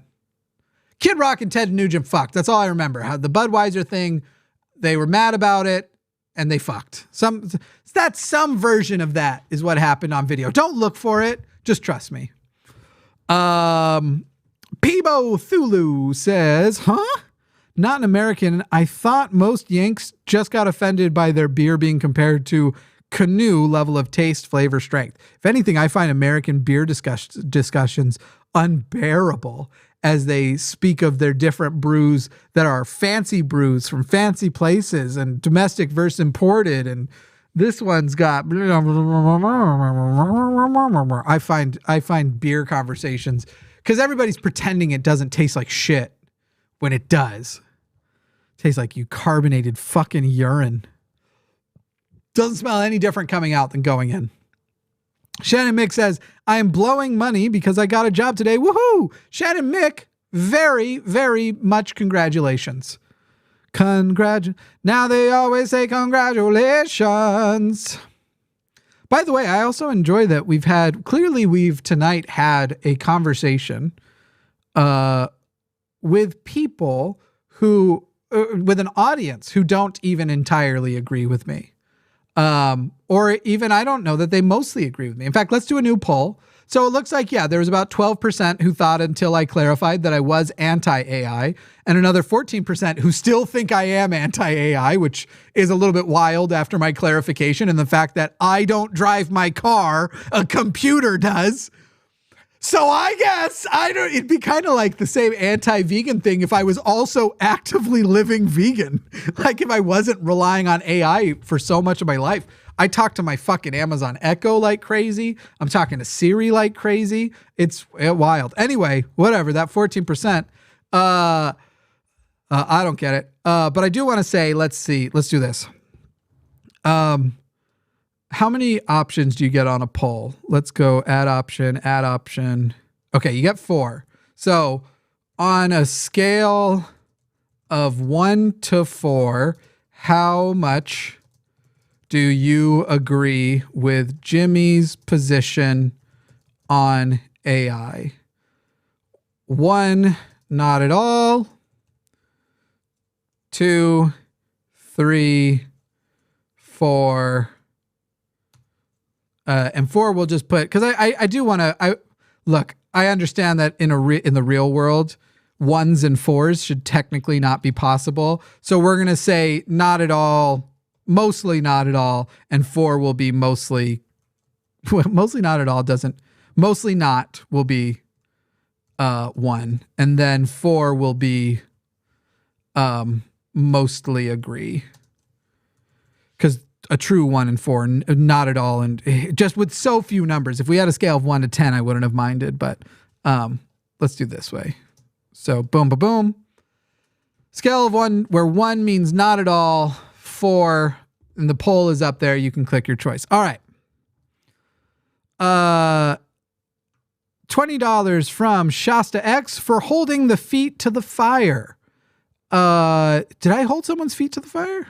Whose feet did I hold to the fire? I guess this would have been around when Andrew called, and I thought that call went very well. I felt that even though I was frustrated that we were doing a third night of the same point, of which I felt like he made concessions on the others, I still felt both that he did listen to many of the points I made, even if pattern shows by tomorrow he'll have dismissed them, but also that Andrew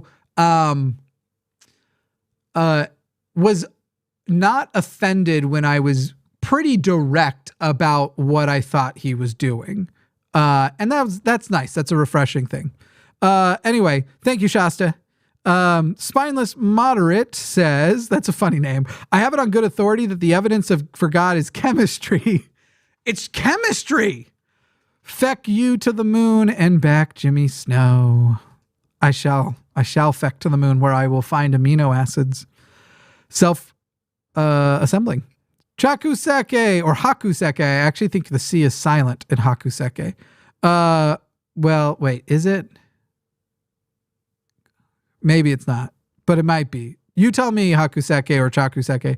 Have you seen Assassins 33 AD, the Christian time-traveling thriller? Assassin 33 AD, the Christian time travel. No, I haven't.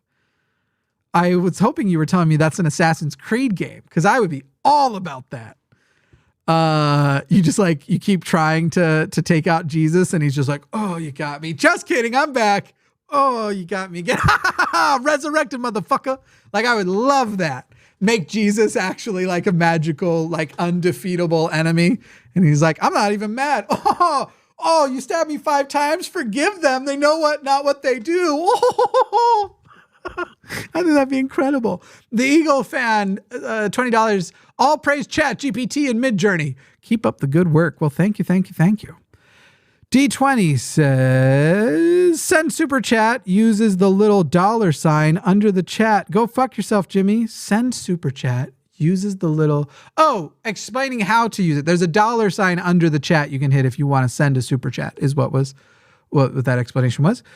Liz Criz, good old Liz Criz says, never goes on tangents and never digresses. Yeah, that is something I said. I hope that was obviously a joke. Also, I would like it if my job was made unnecessary by AI. If our computer overlords made homeless outreach workers unnecessary by no one being homeless anymore, that would be great.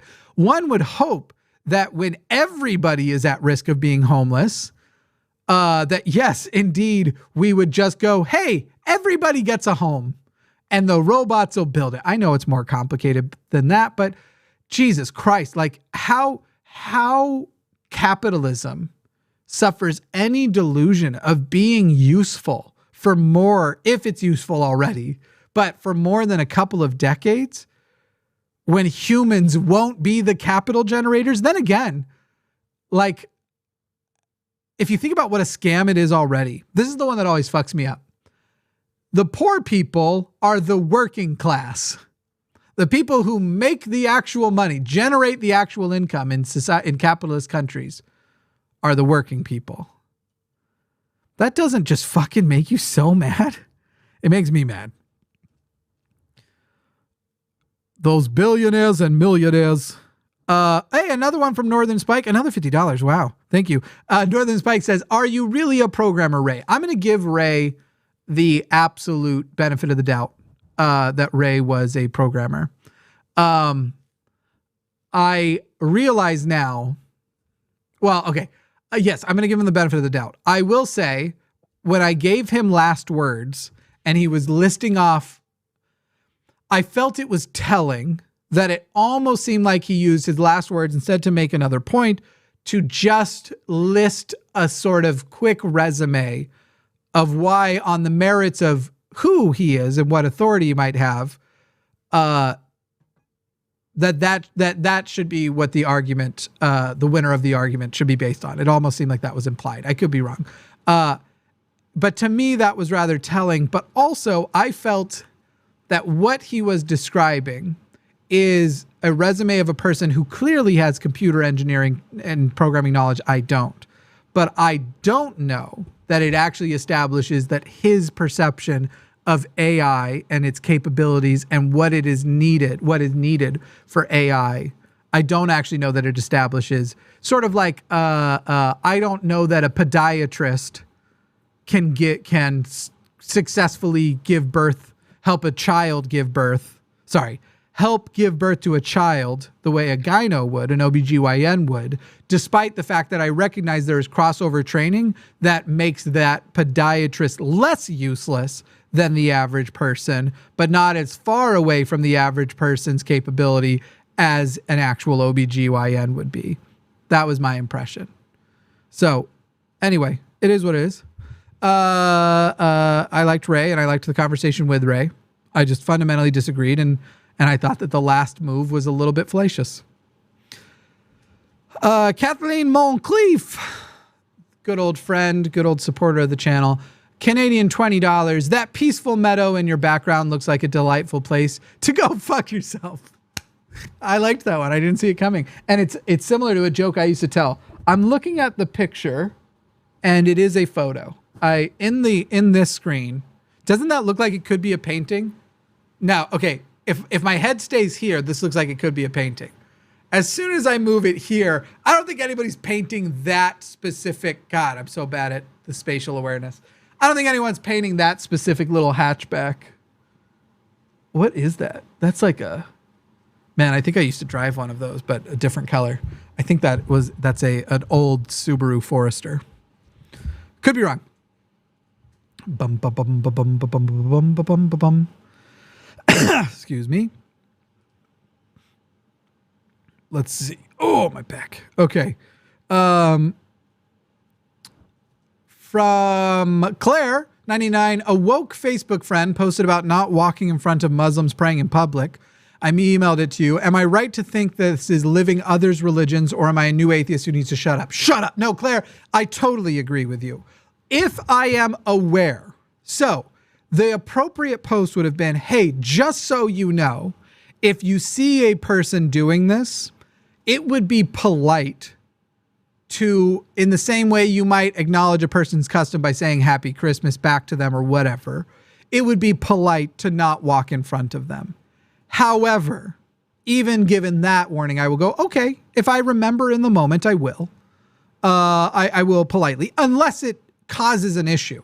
Like, I'm not going to go out of my way beyond what is as the same level of inconvenience as just saying Happy Christmas back to a person to move on.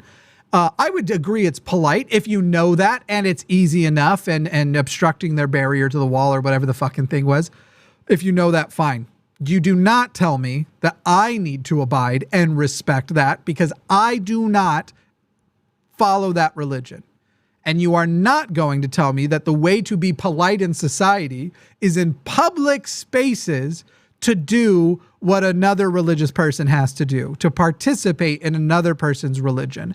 I will always be polite, right? If a prayer is happening in a public space, I'm not going to start, singing a song out loud just to fuck with it. Like everybody's bowing their head and someone's giving a prayer and I'm just sitting there going, I'm hooked on a feeling, even though I would want to. I'm high on believing that you're in love with me. You guys are a bunch of cucks, or something like that. I will be polite when it occurs to me to be polite. But if you say you also need to bow your head and you need to say amen, fuck that. I am not participating in your prayer, but I will politely abide it. And I won't sing, hooked on a feeling. No, I won't stop singing. John Kirk, you stop singing. Anyway, you are quite right. That is asking you to participate in their religion. However, if you know that information and it's easy enough to go behind them instead of in front of them, fine, just do it. Just be polite. Granted, they should have done the polite thing and not gone somewhere that obstructs a fucking walkway. But sometimes you find yourself in situations and I guess you deal with it. But no, I reject anybody's insistence that I adhere or that I respect a religion. Fuck you. I'm not going to respect a goddamn religion if it hasn't presented itself as respectable. Respect for people does not mean respecting their beliefs, especially when their beliefs are fucking stupid. Lennon Martinez says, isn't AI taking jobs going to free people up to think of other things to do at one point in time? 90% of the population farmed, and now only 2% of us do it. AI, not our shot at a Star Trek utopia. Look, I think that AI has the potential to bring us into something like maybe a Star Trek utopia, maybe not in where we're actually traveling in space. I think we could do it if we were motivated to. I just think too many people aren't motivated to, and that they're actually more motivated by what are the ways I can get super rich on the way to that world and on the way to everything being unsustainable in the short term, and that it'll be the long-term consequences of those short-term games that have the potential to destroy a lot of society. But the difference between what you're describing, the Industrial Revolution making it so that farming can now, for everybody, can be done by only 2% of people, is still minor in comparison to what AI will be able to replace. Because the Industrial Revolution was able to do things in short steps and innovation, and you would actually be able to transition to a new job at a reasonable speed and everything. AI will advance so quickly over so many areas all at once that it's really going to fuck shit up. So, for example, I hate Tucker Carlson. One of the things I agree with him on, he and Ben Shapiro sat down, and Ben Shapiro asked him, would you, if you were the president, make it basically illegal for truck drivers to become autonomous in some period of time? And Tucker was like, in a second, definitely, because that is going to, in a couple of short years, put that is the number one job for non-college men in the country. It's the number one job. I think it might just be the number one job in the country too. But and that is too short a period of time to transition them to other stuff. So I don't know if he would just make it illegal forever, but I would definitely go, you don't get to do that. You can develop the technology and we can have it ready to go. You are not allowed as a company to remove. You can use the automated system as long as you pay a human to sit behind it and be in the truck. That's your option. And that might still lower your liabilities and chances of accidents. So you probably should still do that, but you're not in that short a period of time putting that number of people out of work all at once. That would destroy society. It's too quick. It's just like I want us to live in a socialist country, but I don't think we should flip the switch and be socialist tomorrow. I think You have to transition smoothly or lots of people die. You have to be pragmatic. Oh man. Oh, my back, my pussy, and my crack. That's the next song I'm going to start singing. Tim Gill says nurses and PT will be obsolete in 20 years. Yeah, if that. Computers can already interpret humans better than we can. They just need the intelligence to interpret and respond. I'm a nurse. There's more each year. Yeah, I will say functional robotics, when you see what they're doing at Boston Dynamics and stuff, the thing that I thought was going to take the longest to replace someone like nurses is I've spent a lot of times in hospitals and for extended stays. And sometimes when your family sucks, the only person you see for days at a time is a nurse. And just having somebody who comes in and spends a little time and checks on you, and even if they're pretends to care about your pain level, you would need a pretty convincing humanoid robot. And I thought that was going to take a long time. That might be 5 years away. That's rapidly developing. That is rapidly getting better. And I think right now, the hardest part we're going to have is taking something like the sex dolls, the real dolls, the very human looking dolls, and putting a robotic skeleton that can function with the level of, I think right now, the hardest barrier isn't the actual motion, the actual being able to walk around and mimic human bodies and physical behavior. Because in a lot of ways, that's already been done in the physical world, and it's been entirely done in the digital world. So you could translate those two pretty quickly. It's basically putting the skin suit on the robots that is the hardest barrier right now in a way that looks convincing. And they're getting good. I mean, they've got faces down. There's a little bit of a blank stare between questions that looks a little bit robotic, where like when it goes to, so it'll scrunch up its face and then look off to the side to think or something while you're talking to it. But then when it does it, it just stays still.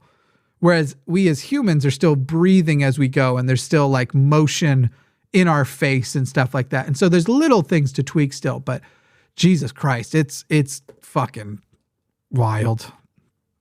It's fucking wild. Is somebody shaming someone in the chat for owning a fleshlight?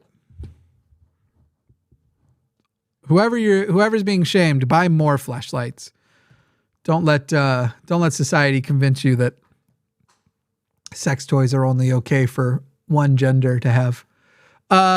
Paramount X says, thoughts about Black Mirror episode of Personal Assistant based on ISO of your brain, and what you think about Cyborg, a baby brain, nanotech to integrate growing mind. So I think the question that you're asking, I'm going to answer it more broadly and existentially because I haven't seen that episode of Black Mirror. I do think you are going to be able to basically clone your brain.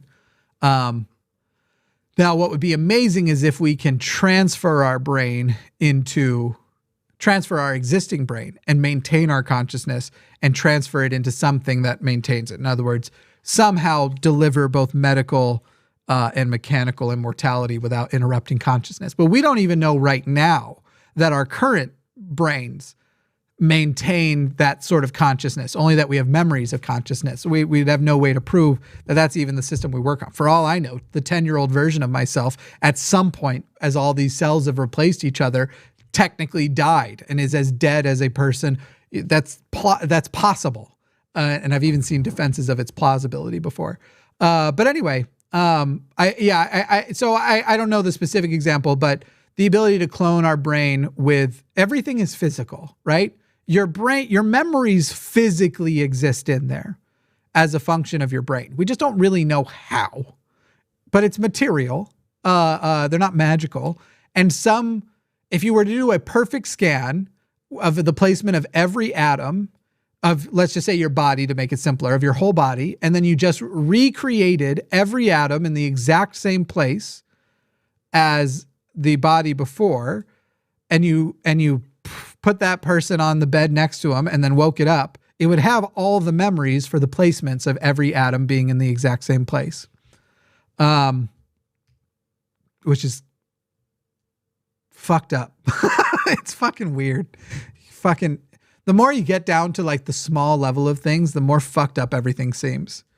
Maybe it's even beyond. Maybe it's not just every atom. Maybe you need every quark in the same place too. I don't know. I don't know what but at a fundamental level, if you could scan and account for the entire physical existence and then replicate it, every memory would be there. Even if you didn't know how to code the memory itself, if you could just put every atom in the same place, it'd be there. Yeah, it's all fucking... No, I'm saying the opposite. Memories are souls or something? I'm literally saying the opposite. Anyway, what was happening earlier? Was somebody getting roasted for, let's see. Who was getting roasted for having a flashlight? Somebody said in chat. Okay. Matthew Sutherland said someone owns a flashlight like Tucker Carlson. Oh, you were targeting me. You were making fun of me having a flashlight. I possess toys for partners and solo, but a fleshlight is not presently one I own, but have demoed and tried in the past. But I enjoy making sex more exciting. So why the fuck wouldn't I? Whether it's with myself or somebody else, why wouldn't I have stuff?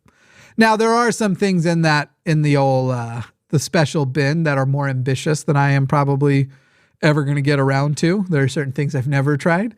But should I ever have the urge, an ex of mine who was hoping to try those things with me furnished my box with some explorative things. But anyway, thank you, Paramount TX. Paramount X. I'm sorry, I didn't have a better answer for you related to the specific episode. Though I probably would have also said if I had seen the episode, I'm not going to fully explain because I don't want to do spoilers, but I'll get on doing Black Mirror. $5 from Danger Aware Organization. Tell people to check out the Boogalagers to help change the Danger Aware. We are a 501c3. All right. Well, check out the Boogalagers, Bugayagers, if it's a Latin-based double L, to help change the Danger Aware. We are a 501c3. Danger Aware Organization. There you go. I don't know what I just read. I hope that I didn't just endorse some sort of Nazi thing. I don't think so. Seems like they're probably in line with our values here. Be weird if they weren't. Apologia, the one and only, a 550 Canadian, just to make it hard if I missed it by accident to go find it, because I always put .00 or .99 in the system, which goes and finds the chats. So just to make it hard in case I missed it, don't you miss it the first time. Apology, it says GPT is like an apologist. When it's wrong, it's confidently wrong and unaware it's wrong. Yeah, what I really love about ChatGPT is I'll have it write a bio of me, and then I'll just go, that it'll always get my birthday wrong. I'll go, that's wrong. That's not what my birthday is. And it'll go, oh, you're right. Upon further research, his birthday is actually, and then it'll be another one. Like, nope, that's wrong too. Oh yeah, nope, I see that now. But upon further research, it's actually, and then at some point I'll say, his birthday is March 5th, 1990. And on further research, I see that you're right. March 5th, 1990. And then I'll query it again after, and it'll go March 5th, 1990. Obviously, idiot. And then I'll query it again a week later, and it goes back to the old results, unless I'm in the same thread as the prior Chat GPT. So it's learning. It's trying. Ba-da-ba-da-ba-da-ba-da. Also, speaking of weird sex stuff, adamandeve.com, you can use the code LINE or SNOW or both on 2 separate transactions or alternate at checkout and get 50% off one item if you want to get your own freaky stuff. LINE, LINE, or SNOW. Both channels have a discount code with Adam and Eve. Matt Peters, $5 says, fun show. What do you think about AI replacing live performers? Specifically, I was thinking magicians. So, yeah, I think it'll happen. And I think it'll happen in different ways over the years. But yes, I think my job here doing this isn't safe. If anything, I think it's not safe because I think eventually I could just go buy a robot, code it with my language and stuff, and basically have it pretend to be me. Or something like that. That might be further than 50 years down the road, or maybe it's sooner. I don't know. I know that, well, stay tuned for certain like I said, certain videos to come out in the future. By the way, if you use those codes at adamandeve.com, it actually helps both channels a lot. So get you your 50% off anyway, alternate back and forth.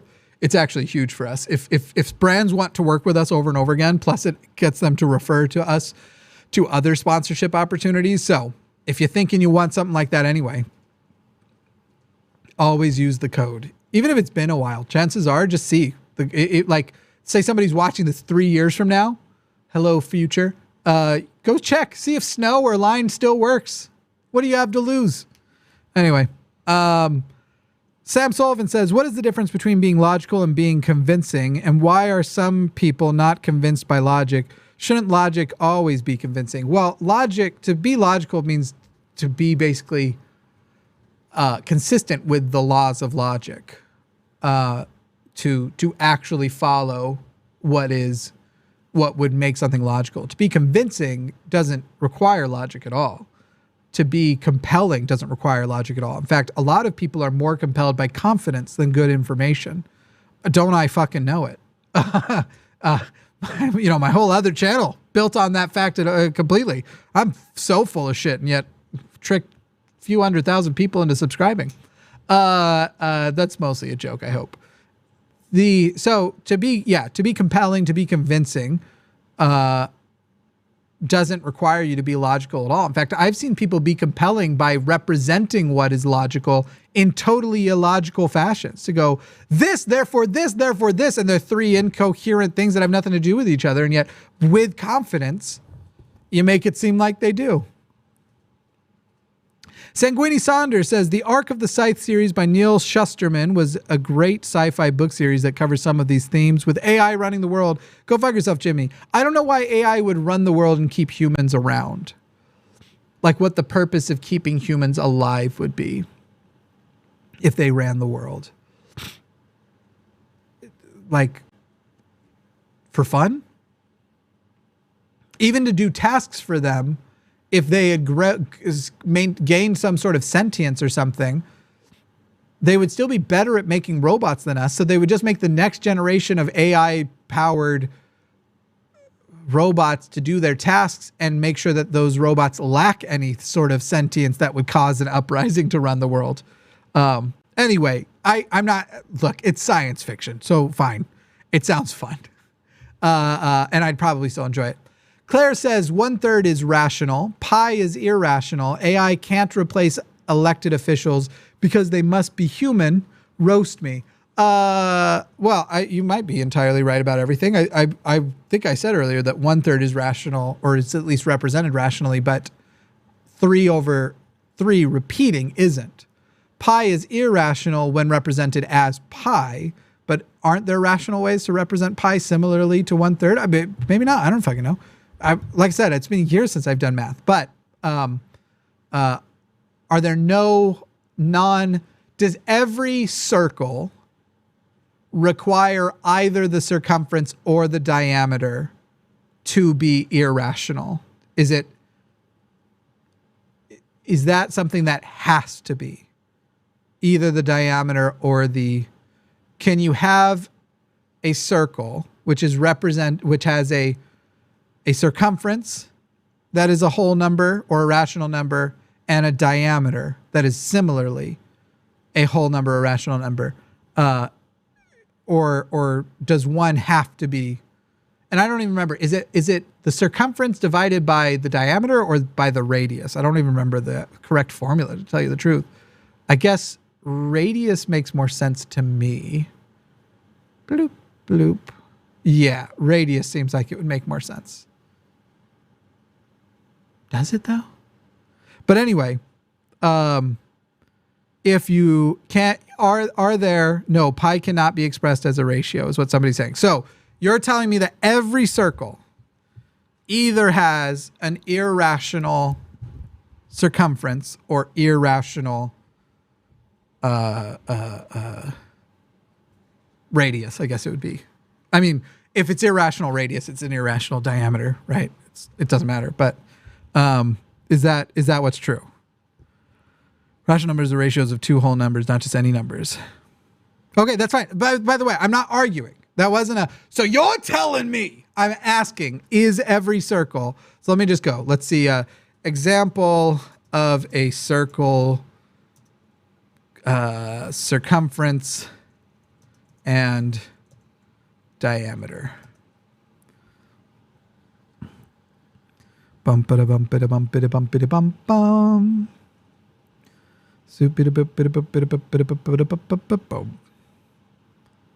Formula examples. Why can't I? Fucking, I need ChatGPT to help me out on this. Bum bum bum bum.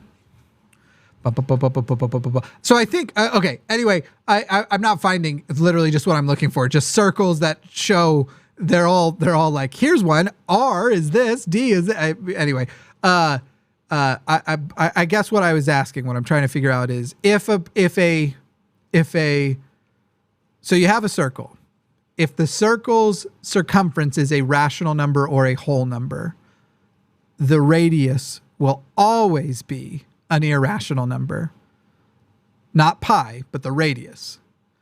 Or if the radius is a whole or rational number, the circumference will always be an irrational number. That's what I was trying to get verification on. So if someone can just say, yes, that's true, and I'm not just pretending, I'd like to see that. Hey, interesting poll results, by the way, on a scale of 1 to 4, how much you agree with my position on AI. It looks like about 71%, 70 to 71% are mostly on my side or on my side, whereas about 29% are more on the disagree side, which I thought would be worse. I thought I'd maybe have closer to a 50-50 split of the 1-2 versus 3-4. Okay, someone's saying yes, that's correct. Cool. How very, very interesting. I had always thought that rational numbers can usually be expressed as, I thought it was a conjecture. Or like I said, I thought it might be a conjecture that they can be expressed as basically a fraction, which includes two rational numbers.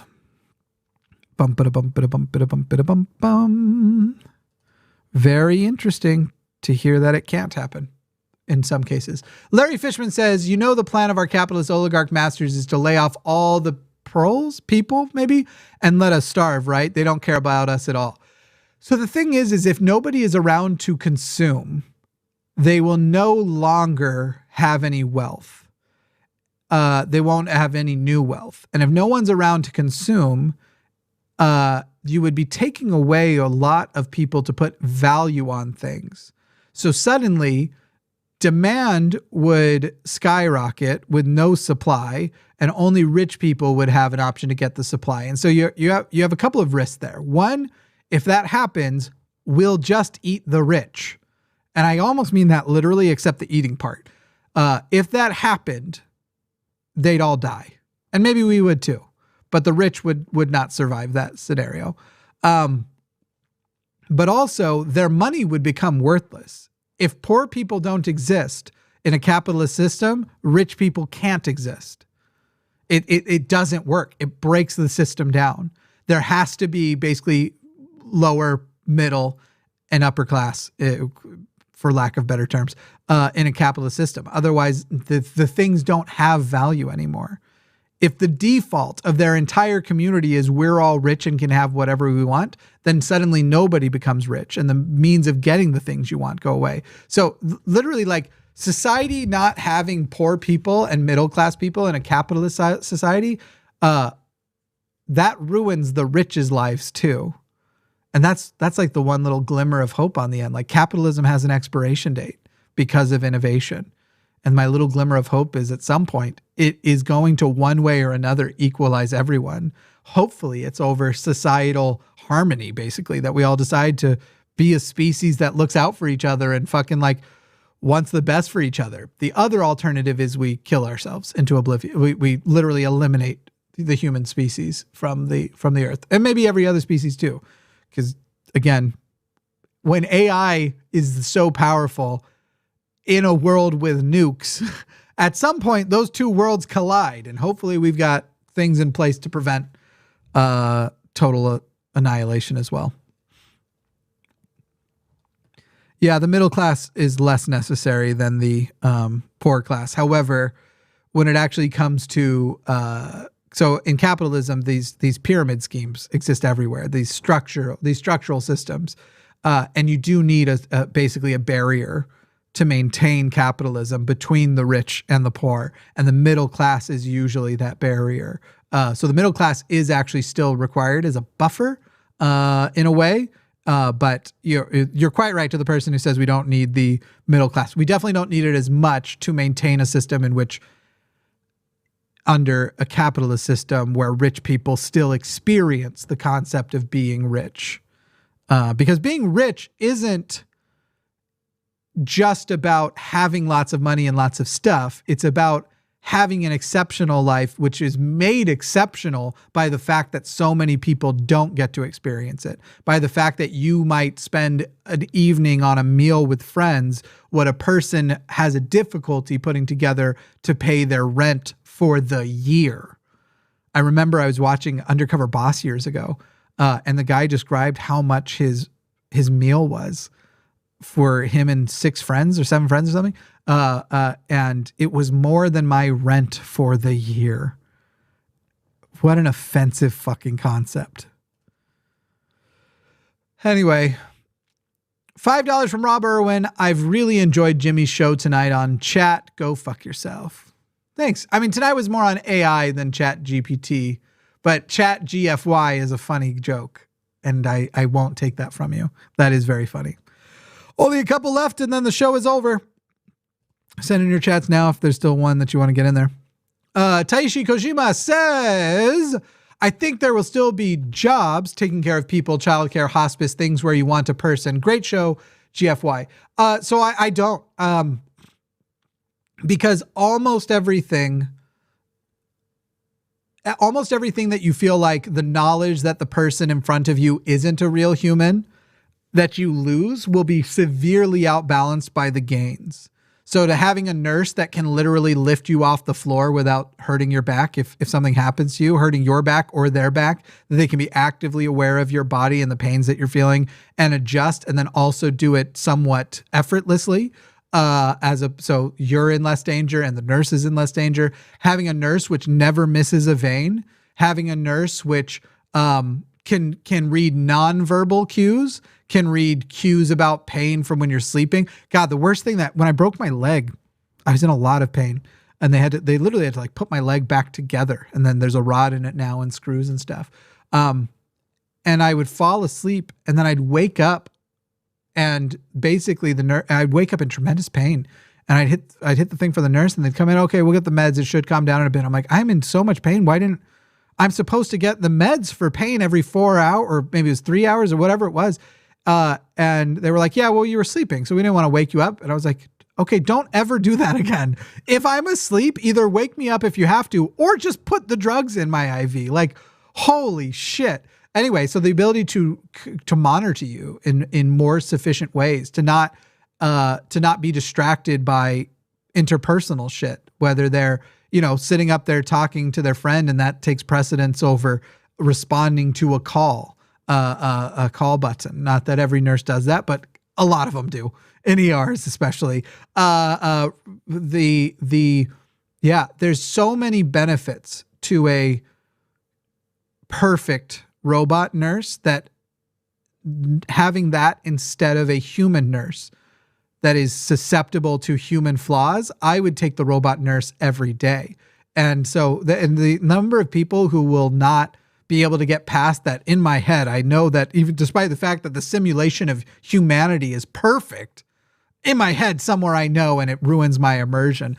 There's already been so many experiments with VR of how easy it is to actually immerse your brain and convince your brain that shit's happening in ridiculous ways, where you're like totally immersed in people get immersed in VR chat. You ever been into VR chat? You would not have guessed that could be an immersive experience.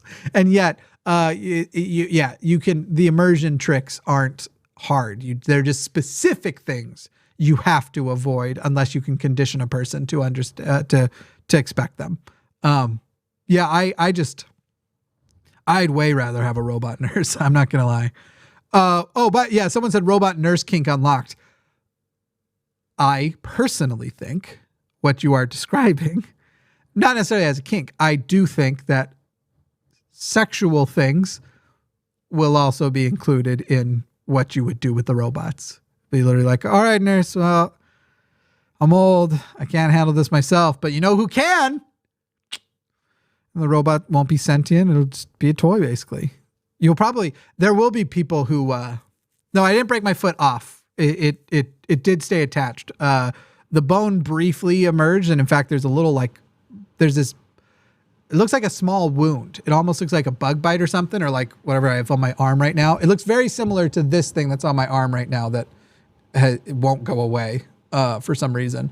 But anyway, it's a little bit bigger. I've had that wound for 10 years now, or maybe more. I don't remember how long ago. 12 years, I guess I broke my leg ago. And it's where the bone briefly like poked out and went back in.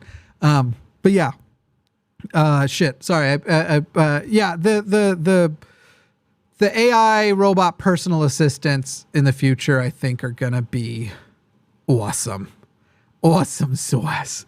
But I also think certain sexual experiences, like a lot of people think of sexual experiences as like largely going to be, as far as with robots, being something that is mostly like you have a robot filling the position of a human. I think the future of sex robotics is going to be a hybrid of VR and then some physical haptic feedback style things, so that everything you are seeing in VR that looks either true to life or true to whatever fantasy you have, when you touch it, you will experience touching it also. I feel like I did this gesture like I'm touching something, and in everybody's mind, including mine, it was like, he's touching a VR booby right now. You damn right I am. All right. Prinpoo KC says, making my brain work to imagine the world of tomorrow, hoping I'm around for it. Stay positive, Jimmy, and thanks for giving us a show tonight. Yeah, you are very welcome. I'm happy to do it. Hey, don't forget to see the Transatlantic Call-In Show at 2 o'clock tomorrow, 2 o'clock Central Time, with student Dr. Ben and Arden Hart. Very exciting. Danger Aware Organization says, bug villagers, bagillagers.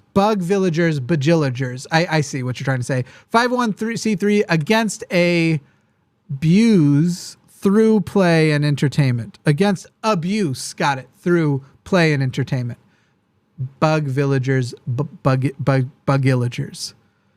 It was an attempt at a pun, I see. Yeah, I love it. Cool. Hopefully that's really what y'all do. And again, I hope I didn't just endorse some Nazi shit. No, I'm kidding. I don't think you're Nazis. I hope not. Ukulele Carnage says, I just turned 31, birthday fiver. Thank you so much. I just turned 33. I'm only a couple years ahead of you. Put honey on the wound and cover it with a bandage. You're trying to get me attacked by bears. Alex Van Beekum says, rational numbers can always be expressed as a fraction of whole numbers, definitionally. Yes, that part I knew. 335 divided 113 is similar to pi, but only follows to 6 digits, I think. Cool. Well, very interesting. Yeah, so I'm sorry if the caller earlier, if the basis upon which I dismissed it was wrong. It seems like it could be. Then again, functionally, do you only have to get to an irrational number if you just operate with pi until the very end as well, in the same way that we were saying in other words, having the stand-in for an irrational number which doesn't get broken down until that very final moment? Could you just leave pi in the equation until there's nothing else to get to, is what I mean. And I think maybe, I don't know, fucking... What other topic that I have zero ability to engage on besides a decade of maybe college experience, a decade ago of maybe, not a decade ago of maybe some college experience on? What else can I show you all that I'm totally incompetent regarding? Yeah, I really should do something about this. I must have gotten I think I must have gotten stabbed in the wood shop with some sort of wood that is also an irritant. I think must have been the case. All right, it looks like that's it. That's the final one. The poll ended with mostly agree at 35%. 33% said on a scale of 1 to 4, they did 3. So agree 2 was 15 disagree, and mostly disagree or mostly not 14%. So yeah, it's, I feel a little better. I kind of thought that the chat was mostly against me because every time I glimpsed down, it seemed like somebody was mad. I did realize at one point that one of the people who was mad was, I think, one of the people who I had been on the phone with, but that's fine. Whatever. Sorry for the person who's saying they wish they had gotten to vote in that poll. This is it. That's it. We'll be back here in like 14 hours for the Transatlantic Collins Show with student Dr. Ben, almost Dr. Ben, nearly Dr. Venus. He is days away from officially being a doctor. It's very, very exciting. So don't miss that show.